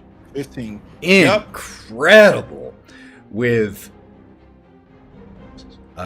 36 points of damage here over these 2 attacks. Just you drill a second shot right next to the other, moving it a little bit left, getting really close to his heart, possibly already hitting it, but he is still standing, but just Here's the doubles thing. over. So what he sees now is I've done this while walking slowly up onto him, threatening, just menacingly at this point. And at this point, you see the horns, because I have not had them for so long, start to grow back and form the crown that I usually wear. And now I am about...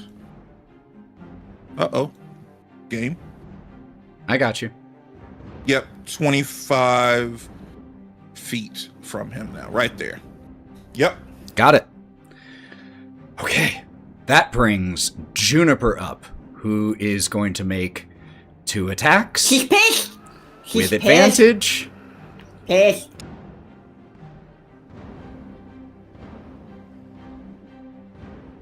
Wow. She manages to meet to beat each time, but rolled pretty friggin' low. But in total, with it, because of advantage, got a 15 on each, which is meet to beat George and all. For a total of Holy shit, I rolled well for her damage, though. She mad? 32 points of damage. She's mad. Throw a chair. You all see Juniper, this sweet owlbear who has been traveling with you all for a short while now. Bodie, your childhood friend. You see as she rears up and paws and sinks her long bear-like claws into Georginal's shoulder and pulls him forward and sinks her beak into his neck and rips and tears his throat apart. He had 12 hit points total left. Can I, like, mentally, with my psychic, connection, I can't speak her language because I don't have animal connection, but having been a previous animal, can I just, like, send her the sensation of feast? Absolutely. Dibs on his loot! That's incredible. That's her turn. That's going to bring up Zephylim. What you gonna do? Zephylim, now being bloodied, automatically regains his breath attack. What's up, V? Oh, nothing. No, I was he gonna do? I was. Oh, I saw your hand I'm up. Sorry, I was. Yeah, yeah. No, I'm sorry. I was excited. I was just excited. Being bloodied now, he automatically regains his spent use of his breath attack without rolling for it. Could I please get a Constitution saving throw from Wraught, Kieren, and Bodie? Could you roll for Juniper for me? No. I just need What did she get? D20 plus 3 for her.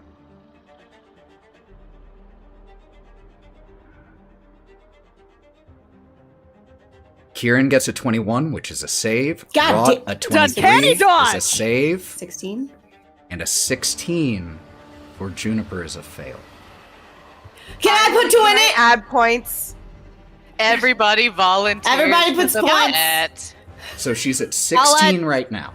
You can I'll up add 2 hers. for another one for her. Okay, that takes it to a 17. I'll add 2 for 1. Okay. We're at 18, which is a pass for Juniper. I want to Let's know, go. Kieren Thanks, guys. and V, how do you help Juniper in this moment? Kieren, especially with the knowledge that you are also subject to this. So I am within her breath weapon area already, and I'm going to be using Uncanny Dodge anyways. So as I can see Zephylim aiming her head towards, Wraught, me, Junie, and even Otto, though I know Otto's probably going to be safe because he's far away. My Uncanny Dodge is going to put me out of it, but as I try to do my backflip out of kind of the area to get to the fringes where I'd only take, by my math, a quarter of damage, I want to try to hit up against her, so as I land, I can try to push her, like, as I do that flip, my back hits her flank to push her a little bit out of the way. I know that we're still both going to be in the breath weapon, but to try to push her out. I know Wrought's probably going to be okay because she's a wily thing, but, like, Judy's not exactly mobile, so... Incredible. You go running in front, taking some of this sonic blast as you shove Juniper, trying to get her out of the way. All 3 of you succeed, which means none of you is dazed. Wraught and Juniper each take 19 thunder damage. Kieren, you take 10. Wraught and Kieren, could both of you make me concentration checks, please, which are Constitution saves. The DC here is 10.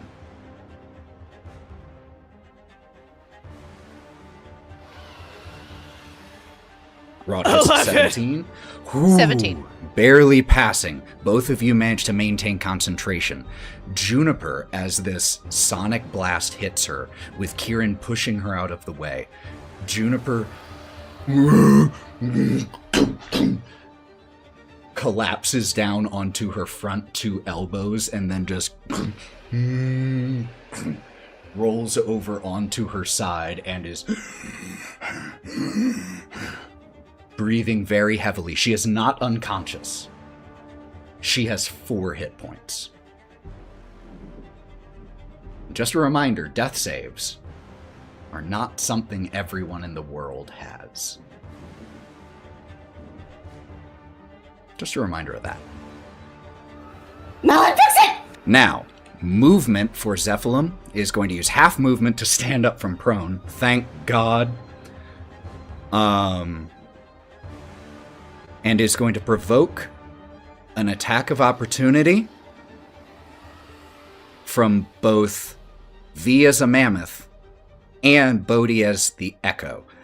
Let's have... Do you want to take this opportunity attack, Bodie? I Yes. think you were out of range, Melon. I could be wrong. No, I was going to say, I would really love if Bodie took this one. Okay. Do you want to, Bodie? Do I get? Yeah, I'm gonna take it.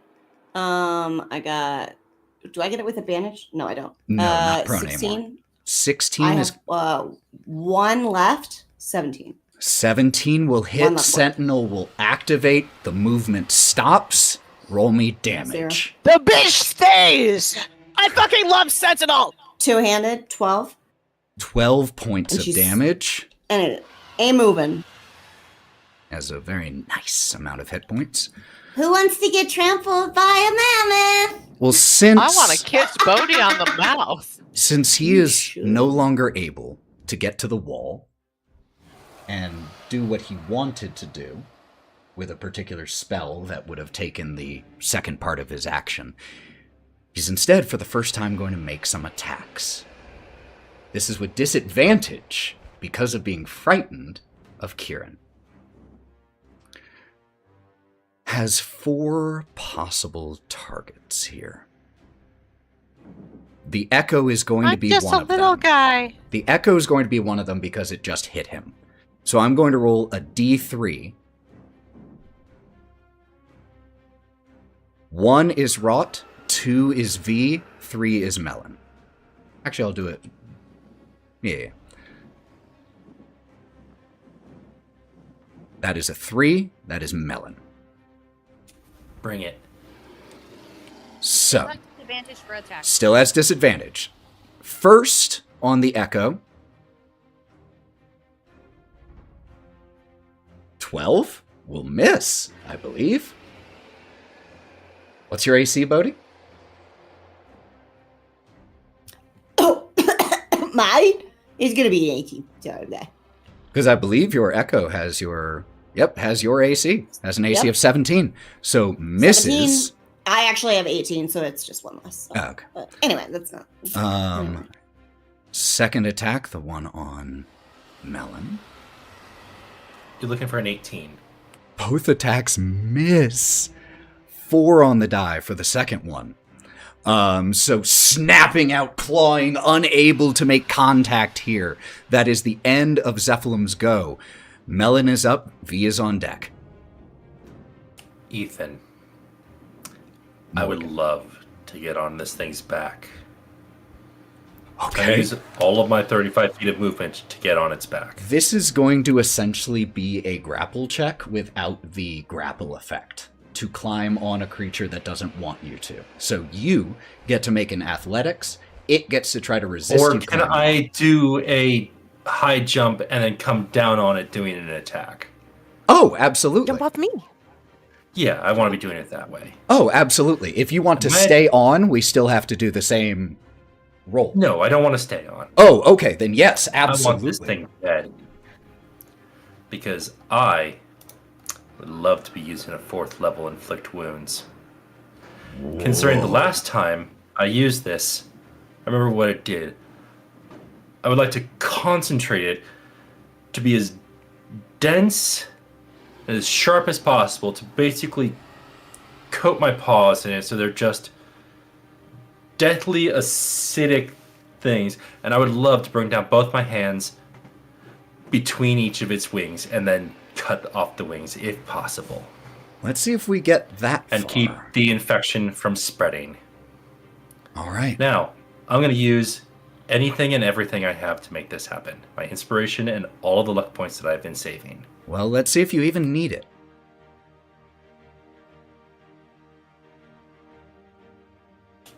I am going to use the inspiration because I do want to see if this would be better.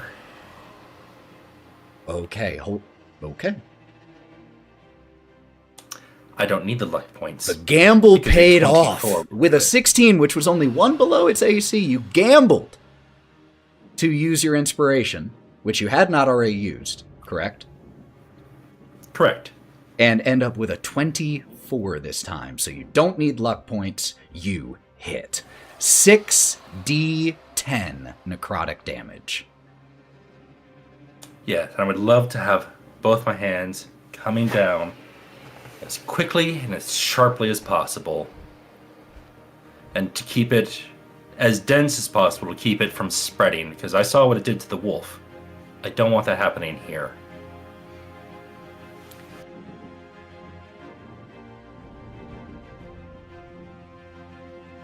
$36 points of damage.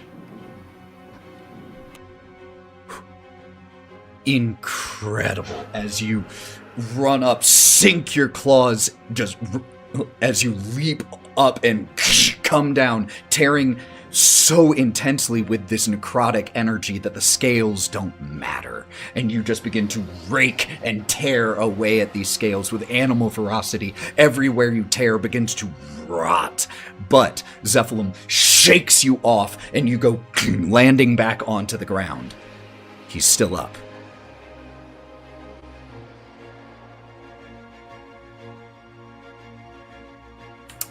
That's it. That was my movement and my action. V is up, Bodie's on deck. So, V as the mammoth is going to see all this happen, Melon get tossed, and just get really pissed that he just got thrown across, and just try and straight up lift up and stomp just straight onto the dragon since it's on the ground. It's a D20 plus 10. Got Okay. pretty good odds.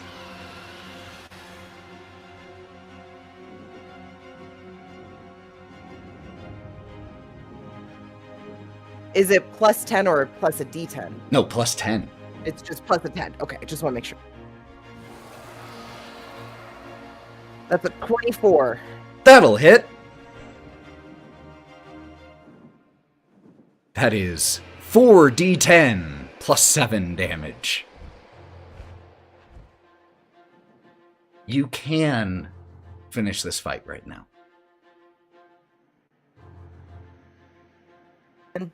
That's 30.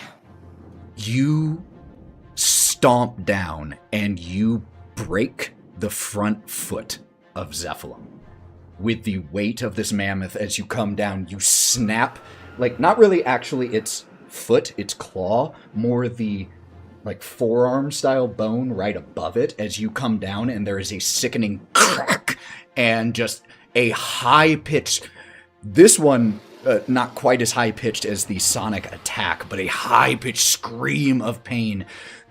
Zephylim is clinging to life.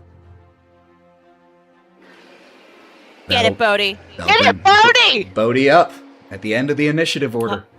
In Juniper character, is Wraught hurt, Bodie. screeches, "Kill it, Bodie!" With Wraught's mammoth on the side screaming. Bodie is going to move forward 25 feet so that he is directly opposite his echo on the other side of Zephylim.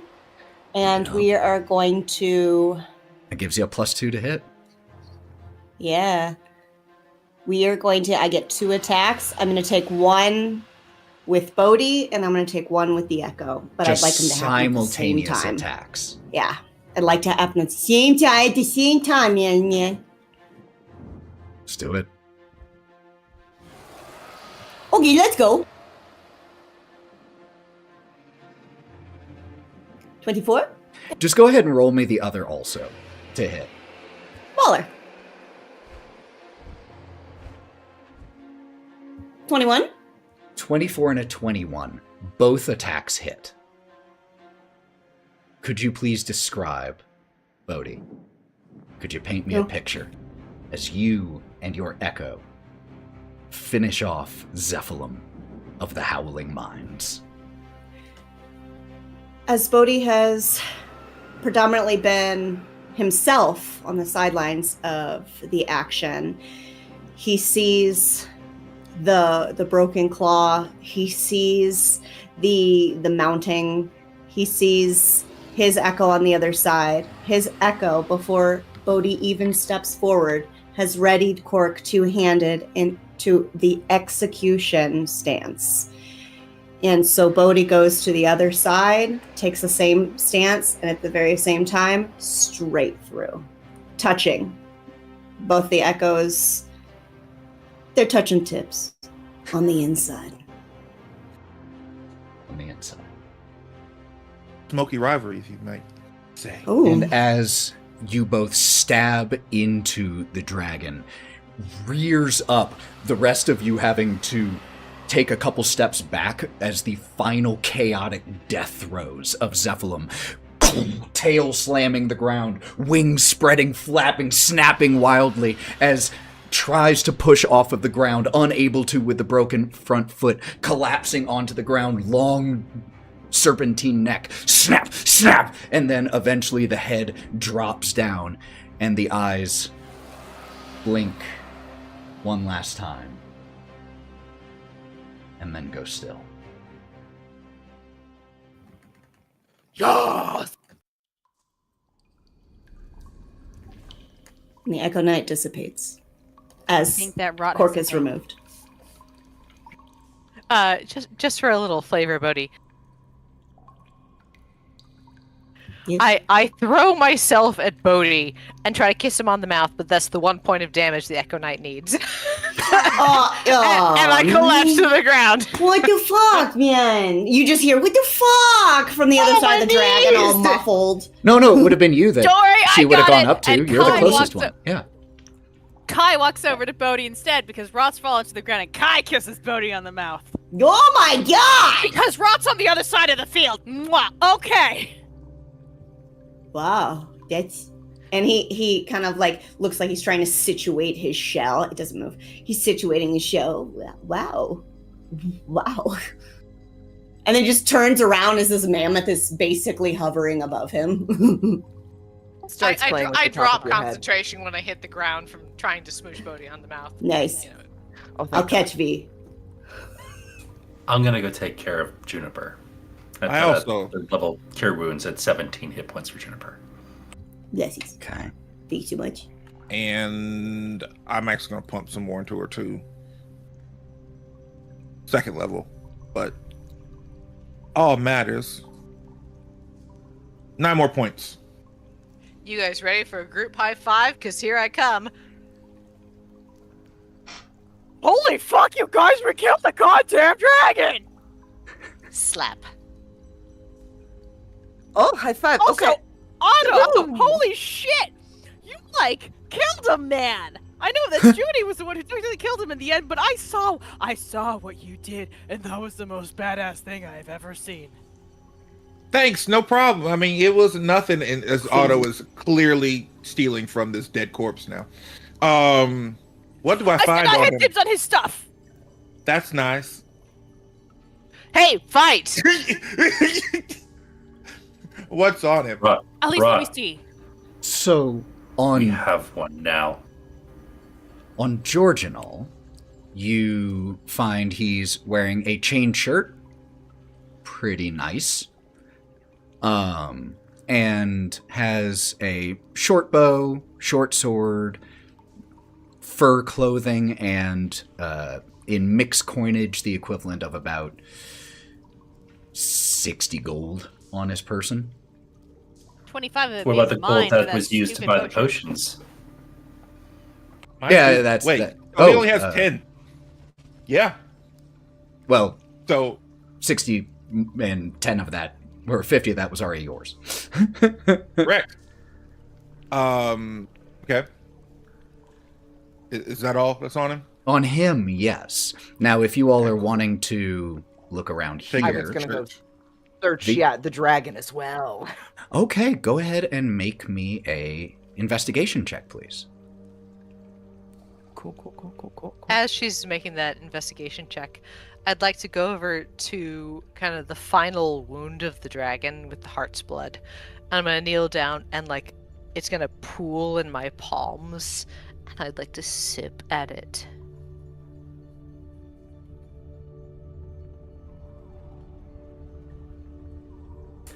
Can I be near that wound as well, working to expand it and trying to get the meat? Of course. I got an 18 on the investigation check. There is towards the southern portion of this chamber, there is... Oh, you didn't notice it at first because looking at the dragon. It's kind of... What? Oh wait, I thought she was looking at the dragon, not the chamber. She was. I'm looking at everything. It was The- like the dragon plus The dragon, there isn't a ton you In the can... chamber. Can I help her? Sure, absolutely. I would love Yeah, if you want to assistance. roll again for advantage to do even better if you can. Because I wanted to look around the chamber Oh. too, but you can probably do better. Well, I think I was like, I have a +1 on investigation. So anybody have better? I have a +4, so I can do my own, I guess. You should And we can do just your work own. together. I was surprised I rolled that well. Hold hands. Haha, 22!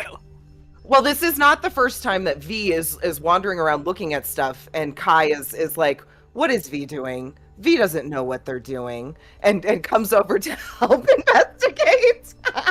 Babe, look I take her this hand way. and we look around the cavern together for a 22. Okay. Oh, that's so nice. Oh, thank you. Oh. Looking at the dragon first, I mean, seems to be partially made of the gems here of this cave, but it's not like dragons carry much loot on their person outside of the valuable things to some collectors that they simply have, like claws, teeth, eyes, organs, scales. But looking around the chamber towards the southern side, slightly out of view from the main chamber, and only noticing it because of the slight reflectiveness of metal that catches the soft glowing light of the gems in this chamber, you find a small hoard. And with the two of you looking through this hoard, you find an equivalent in copper, silver, and gold of 420 gold pieces. There are also several just interesting looking trinkets here. There's one that looks like a chess piece from some lost chess set that's shaped like a dancing satyr wearing a bishop's hat. There's a piece of parchment bearing a child's drawing of some devilish looking creature, an hourglass with no sand, a small, actually, like 8-inch blown glass ant, about 8 inches.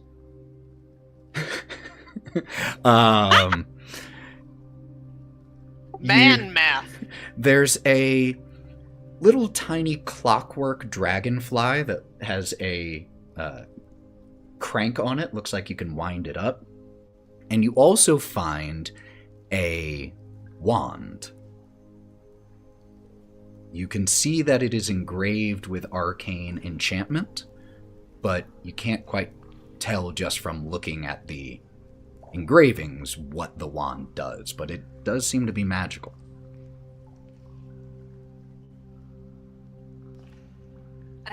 I know that Wraught can like cast identify on stuff, Oh, but yeah? I know that you're looking for like a cool rock and stuff. So Oh, yeah, I I am know that looking you for a stone, but it's not going to be here. But I like all these trinkets. I have no use for this money. You guys, I don't know what to do. I Yeah, will Rock- carry trinkets in pockets unless everybody else wants them. But Wraught! And she'll just scream out loud. I know that Wraught likes the money. It makes her Wraught feel jumps good. and but, like, splashes blood if all you over don't her mind, face. I'll keep the chest piece because it kind of looks like me, I guess, just being a kind of a goat satyr thing. But I mean, It looks I know great on you. I love it with you. Look at you. You look wonderful. I know that you don't have like a lot of stuff. I mean, we've collected a lot of crap through our whole time here, but I mean, if you like to keep any of these things just because they're nice, I think you can have them, because I mean, you fucking, like, you and Bodie crushed that thing. That was the coolest thing I've ever seen. I did not do anything. Okay, I was tying rope to rock, and I became mammoth, and then I was like, well, now I'm big, and But I that's so trample cool. and stuff. You know, I'm very good. Yes, it was very. I will carry anything. I feel like these have purpose. I feel like there's more to them, but I don't know. And she'll just Guys- start putting things into her pouches. No, Kai's gonna take her hand real quick as she's putting things in pouches. Like, I used to be really big. I know that sentence doesn't make much sense to you now. Don't worry about it. But I used to be really big before I was a goat. And like Like You big can do deal? Like you popular? no, physically really big. Large. Got you. Size. My bad. So- My bad. So, being able to do stuff as a really big creature, like, takes a lot of maneuvering and skill. And that's still really cool, and I think you did a really good job. And, like, this is a dragon horde. And it needs a lot, and it's worth a lot, and I think you deserve a lot, too. I'm kind of jealous you got turned into a starting to mammoth. cry. because she hasn't had people be so nice to her. She's just like, I hadn't really thought that, so it's so nice of you to say that. She just starts bawling. This is rogue to rogue brain connection and going on right here. Orange So cat, proud of orange you. cat. Oh, this is in Thieves' Camp. This is I can't understand any of it. We're just like, I huh? don't have. We Yeah, go into thieves' cant right now. Yeah, the two of them just using slang that rogues understand, just like, hey, you knocked that one off real good. You deserve, you deserve the full nest of the robin. Just all of this, like, kind of, It becomes mafia speak. yeah, Exactly. just goes into all these give you props implications. right there, Ethan, for coming up with those. So the money goes to Wraught because it's the bank of Wraught, because she just generally holds on to stuff. But like, I think the cool shit and like general things that are in a dragon's hoard, like I think V's okay with pilfering them. But otherwise, if somebody wants something, but I think I kind of want to like project as much as I can to V of Kai being like, I know I was really suspicious from the start, but I think you did a really good job, and I'm happy that you're here. And if someone comes around and sees us, all we are is staring at each other. V is like crying, and Kai's just sort of like really staring at. Really intense, but Kai does also pick up the wand for Wraught so that she can identify it. Yeah, I'm gonna literally put all of the stuff in my pouches, but if anybody does want anything, I will be like literally pulling stuff out and just randomly trying to get people to take things. I just want Kieren. you guys to know. With that 22, I think it was, that you got on your investigation,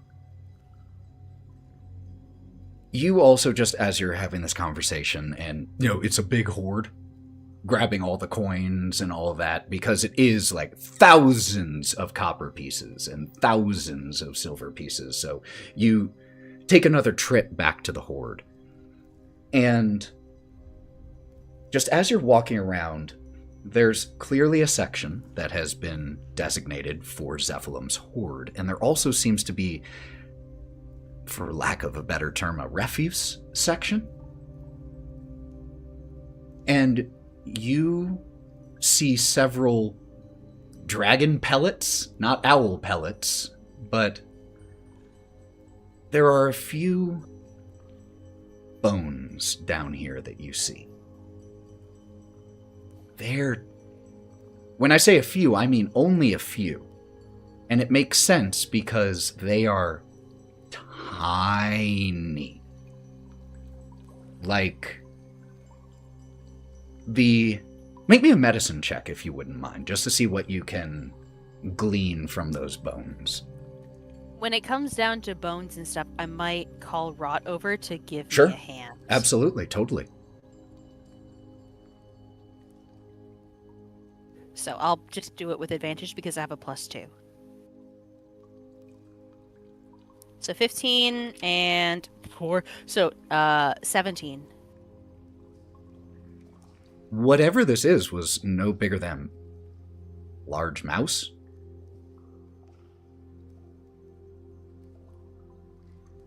Can I use one of my? Wait, I have 2 more points. Can I push it to a 19 to get more of this? Sure. With a 19. Okay, wait, to help, I'll go like, well, what about the fibia? It's twisted. With Wraught's help and with a 19 there, this thing is mouse-sized, but you find you find a skull.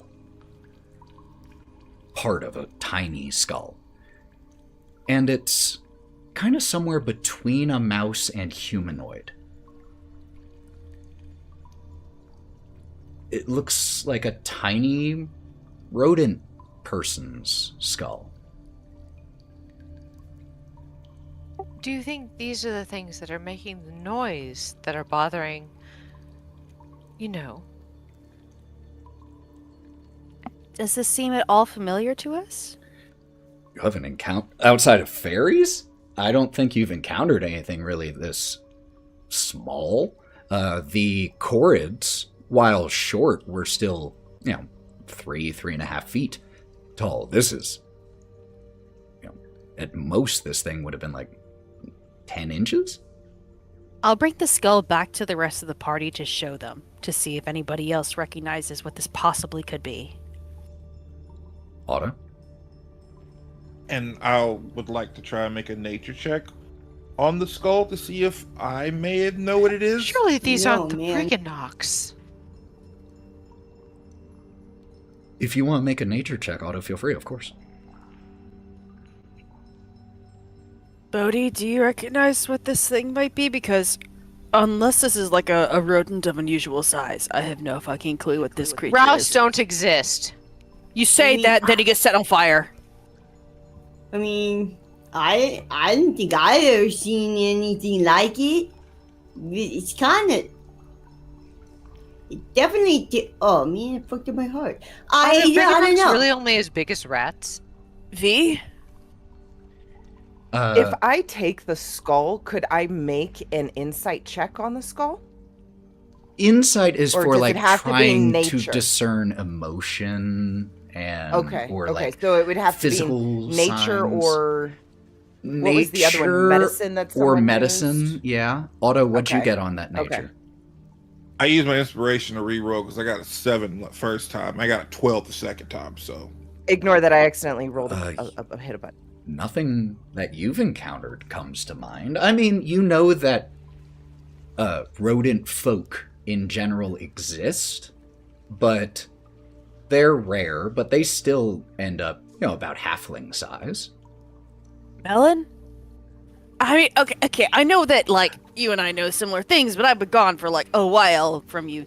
I was gonna say, I have to this? jump in here and I'm say that I occupied. love that Kieren said Melon after asking V because she saw that V just got a 4. Oh no, yeah, V looks at it and goes, it kind of looks like my uncle. It does, actually. There are some striking Melon is similarities. occupied. Can't imagine. what Now, they hey, have Ethan. skin on it. Does what's her name and Otto's son start coming in now here soon?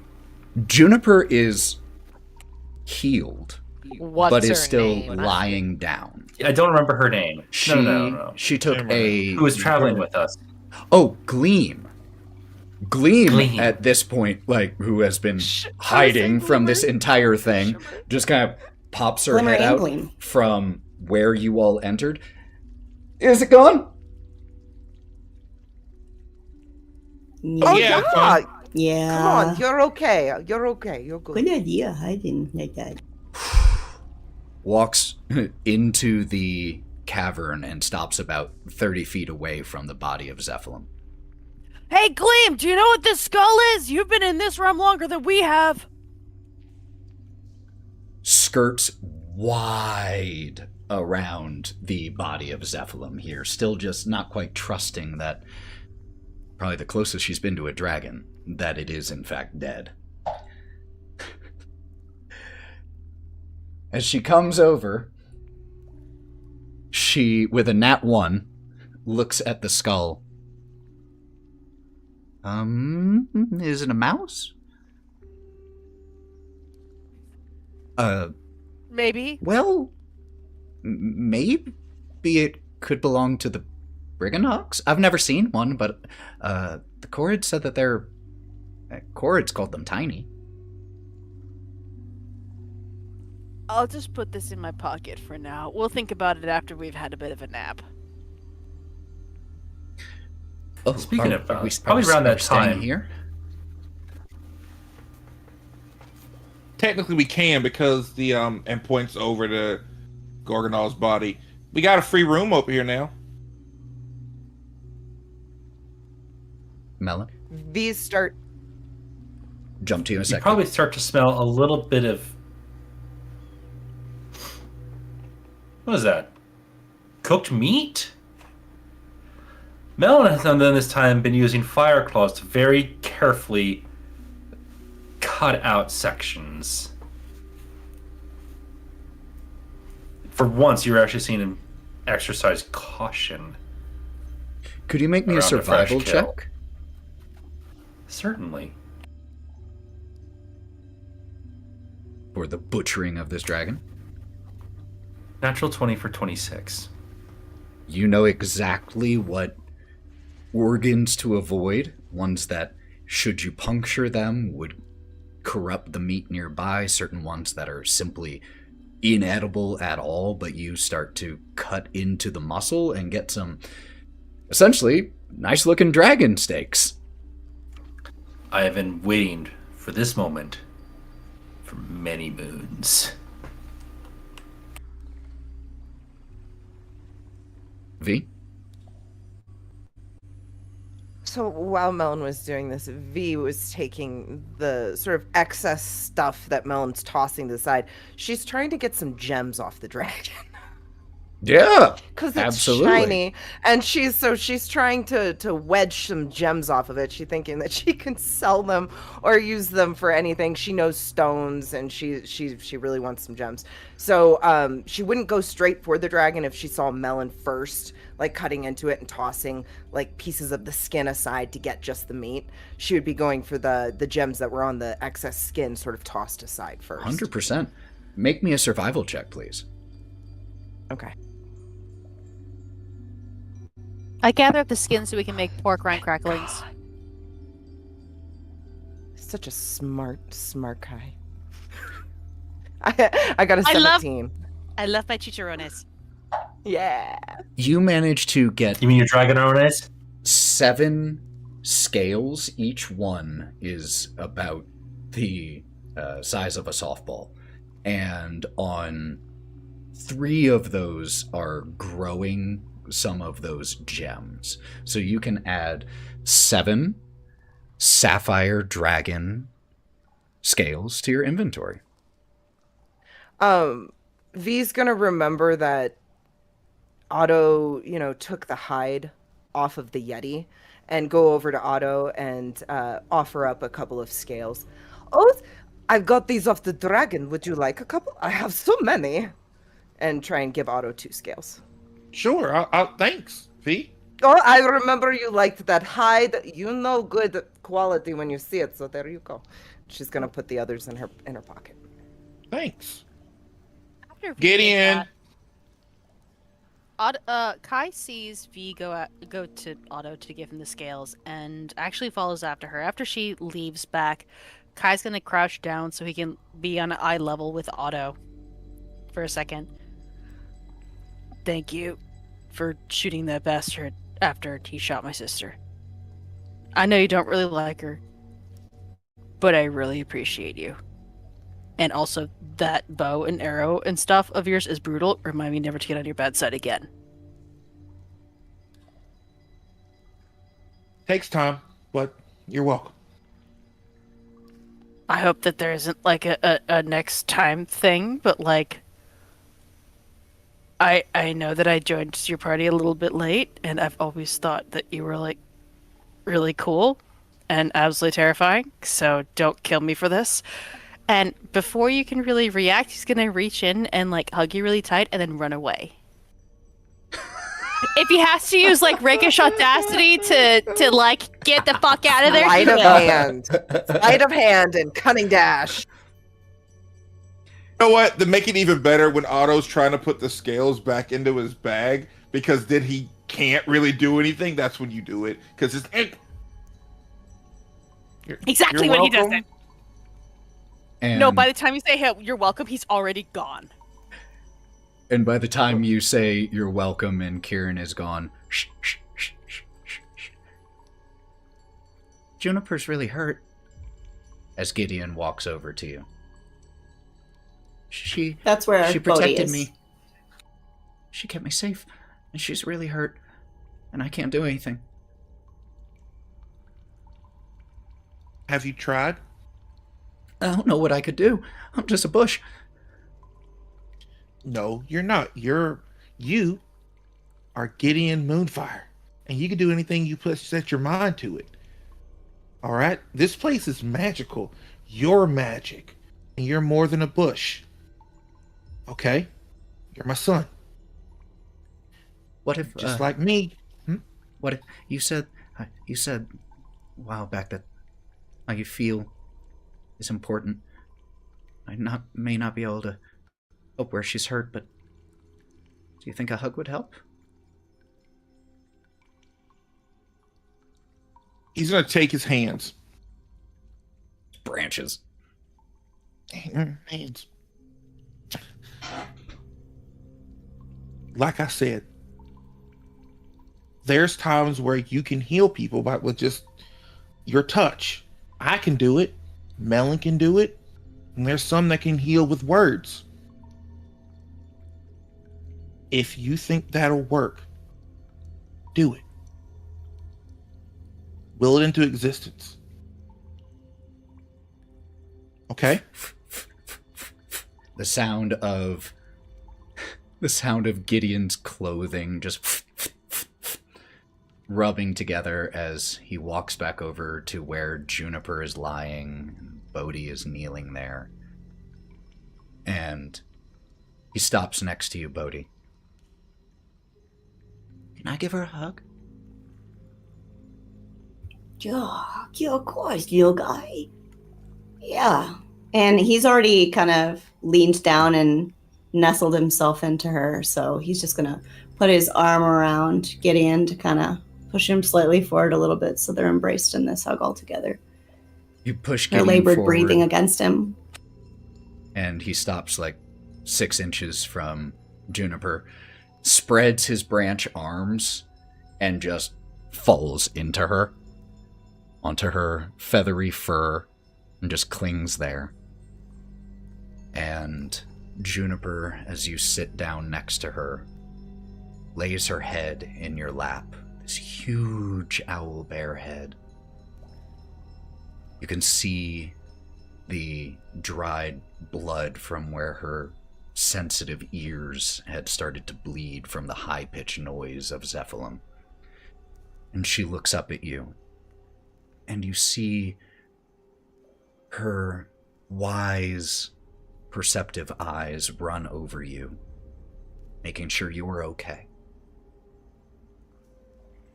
And when she sees that you are, she closes her eyes in your lap and just begins to breathe slowly and calmly, an impressive feat, while still being within the den of the creature that almost killed her. But because you're here, and because you're safe, she knows she's safe.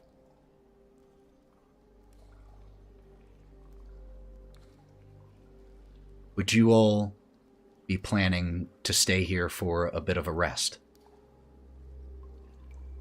Okay. And as we see all of you gathering scales, meat, comforting injured friends, investigating, with Gleam just walking and approaching the body of Zephylim and tapping it with a booted toe. Oh! As we pull out of this moment, with the wild things having defeated Zephylim of the Howling Mines, that is where we will wrap up episode 68 of The Wild Beyond. So come back next time for the nicest episode number possible. Thank you all so much for being here for this dragon There may or may battle. not be an orgy. I'm very interested to see what you all do if it goes that direction. How you make that happen. Thank you all so much for being here. We're going to be raiding out of here, but not before I give these beautiful, wonderful people an opportunity to let you know where you can find them. Hey, Joe, would you mind leading us off? Hi, I'm Joe. I make my handmade dice out of my living room and the master bedroom. My shop is reopened, and I have a 10% off offer on all the dice that I have up right now. I'm going to have brand new ones and returning things, and I will remind you of the code for the 10% off my dice after everybody else goes while I look up what the code is. Incredible. Morgan? Good evening. You'll have a good rest of your night. I love you. Mav? Hey everyone, it's your favorite blackout on the internet here, and You're your damn right it is. wonderful portion, healthy, hunkering portion of chocolate on this fine Valentine's Day, sweet as can be, and make you feel real good. You can find me here at Damn, Digital this is the Clubhouse start TV. of like a Quinn. Like I'm ready. audio I'm file ready. here. Shit. Okay. Listen, hey. So you can find me here at Digital Clubhouse TV, where I play a wide variety of games. There may or may not be a surprise special stream on Monday because I don't go to work that day. But you can find me here again on Thousand Faces TTRPG on Tuesday, where we finish up date night. Why not beat a zombie's ass with your girlfriend? It's great. And you can find me here again on Wednesday on my side, playing more Life is Strange, double exposure, where I feel like Max Caulfield is the problem at this point, and it's just she's very unlucky. She's very unlucky. And thanks for watching, everybody. But I'll be back to you tomorrow playing some Helldivers 2 because we're gonna fight robots at 2 p.m. Eastern Standard Time. Okay, bye. Also, just one quick correction. Crimson Tower is back the 24th because next Tuesday is our Crooked Moon recording. Time is a construct that I don't keep. Time is fuck weird. it. Yeah. Also, Time. two very things safe. building off of what you just said. First of all, Max Caulfield has always been the problem if you just read the She journal. didn't call her friend Like, the fact that she when her dad ghosted her died. best friend for like Okay? 5 years Are you is fucking weird. kidding me? Get over yourself. Get over And yourself. also, your introduction, Mav, I realized what it reminded me of. It wasn't Quinn. It was those late night radio shows that were like all about love advice that you could call into, just like, You mean the Quiet Storm? yeah, like, hey, welcome to the Quiet Storm. Open Oh my yourself God, a he's like, bottle." No. Ethan, your wife is getting too excited here, okay?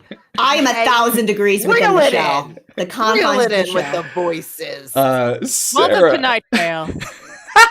Sarah, you're up. I'm just practicing for lust in Lords of Don't Salem worry now. about where to find me online. It doesn't matter. Lauren. Hi. I'm Lauren. The other part of Thousand Faces Cosplay, 95% Lauren. And I like to game. So I usually do that on Mondays and Wednesdays. And then I also do TTRPG on Tuesday. I get to be a treat on Tuesday. So that's pretty exciting. Okay, bye. That's all. What are you gaming right now? Oh my god, I'm gaming Little Nightmares 2 because I accidentally in one sitting did Little Nightmares 1. So we're on Little Nightmares 2 now, so come in. Well, it didn't have any of the version I bought didn't have any of the DLCs, which really pad that game, I think. So it's so good. Just So dropping good. fruit Anyway, I'll be snacks. doing that. And Sally. Hey, you guys, Sally Quinn Creations. You can find me everywhere, Sally Quinn Creations. We stream. We're on Instagram. We're weird. Come and find me. Ayo! And also, what is that code where we can get 10% off at Joe's shop? Nat 20 for 10% off, just so you know. Link in the chat. No voice. No voice. Can't hear you, Joe, if you're speaking, but that's all right. Joe and I are talking about the street we lived on when we were very little kids. Oh, got it. But yes, use the code NAT20 for a discount on Joe's wonderful dice. I just had a comedy of errors where I dropped my fruit snacks on the floor, and then while grabbing it, I cramped up my lat. Sorry. I I start seeing the elementary school like theme, and then Sarah went, "No, that's the one from Japan." And Yeah, then I got somebody really bought confused. Joe's dice that lived a block from where we lived when we lived in California. That's wild. I apologize for throwing it at you so ungood. My name is Ethan. You can find me as the other half of Thousand Faces Cosplay. I am We also love the you. Buff DM online. I'm the forever DM on Go Buff Yourself. If you want to check out anything that we've run and played in the past, if you want D&D or TTRPG advice, that's the Buff DM. Thank you all so much for being here. Let's get that raid going. It's another Valentine's D&D stream. Till we see you next time, friends. Be good to yourselves. It's a tough time out there. Take extra time for yourself, but also stay vigilant. This is not a time where you can fully check out. We need you aware. We need you paying attention. Fight fascism. Amen to that. So until we see you next time, friends, drink some water, fuck fascists, and stay wild, y'all. Let's raid.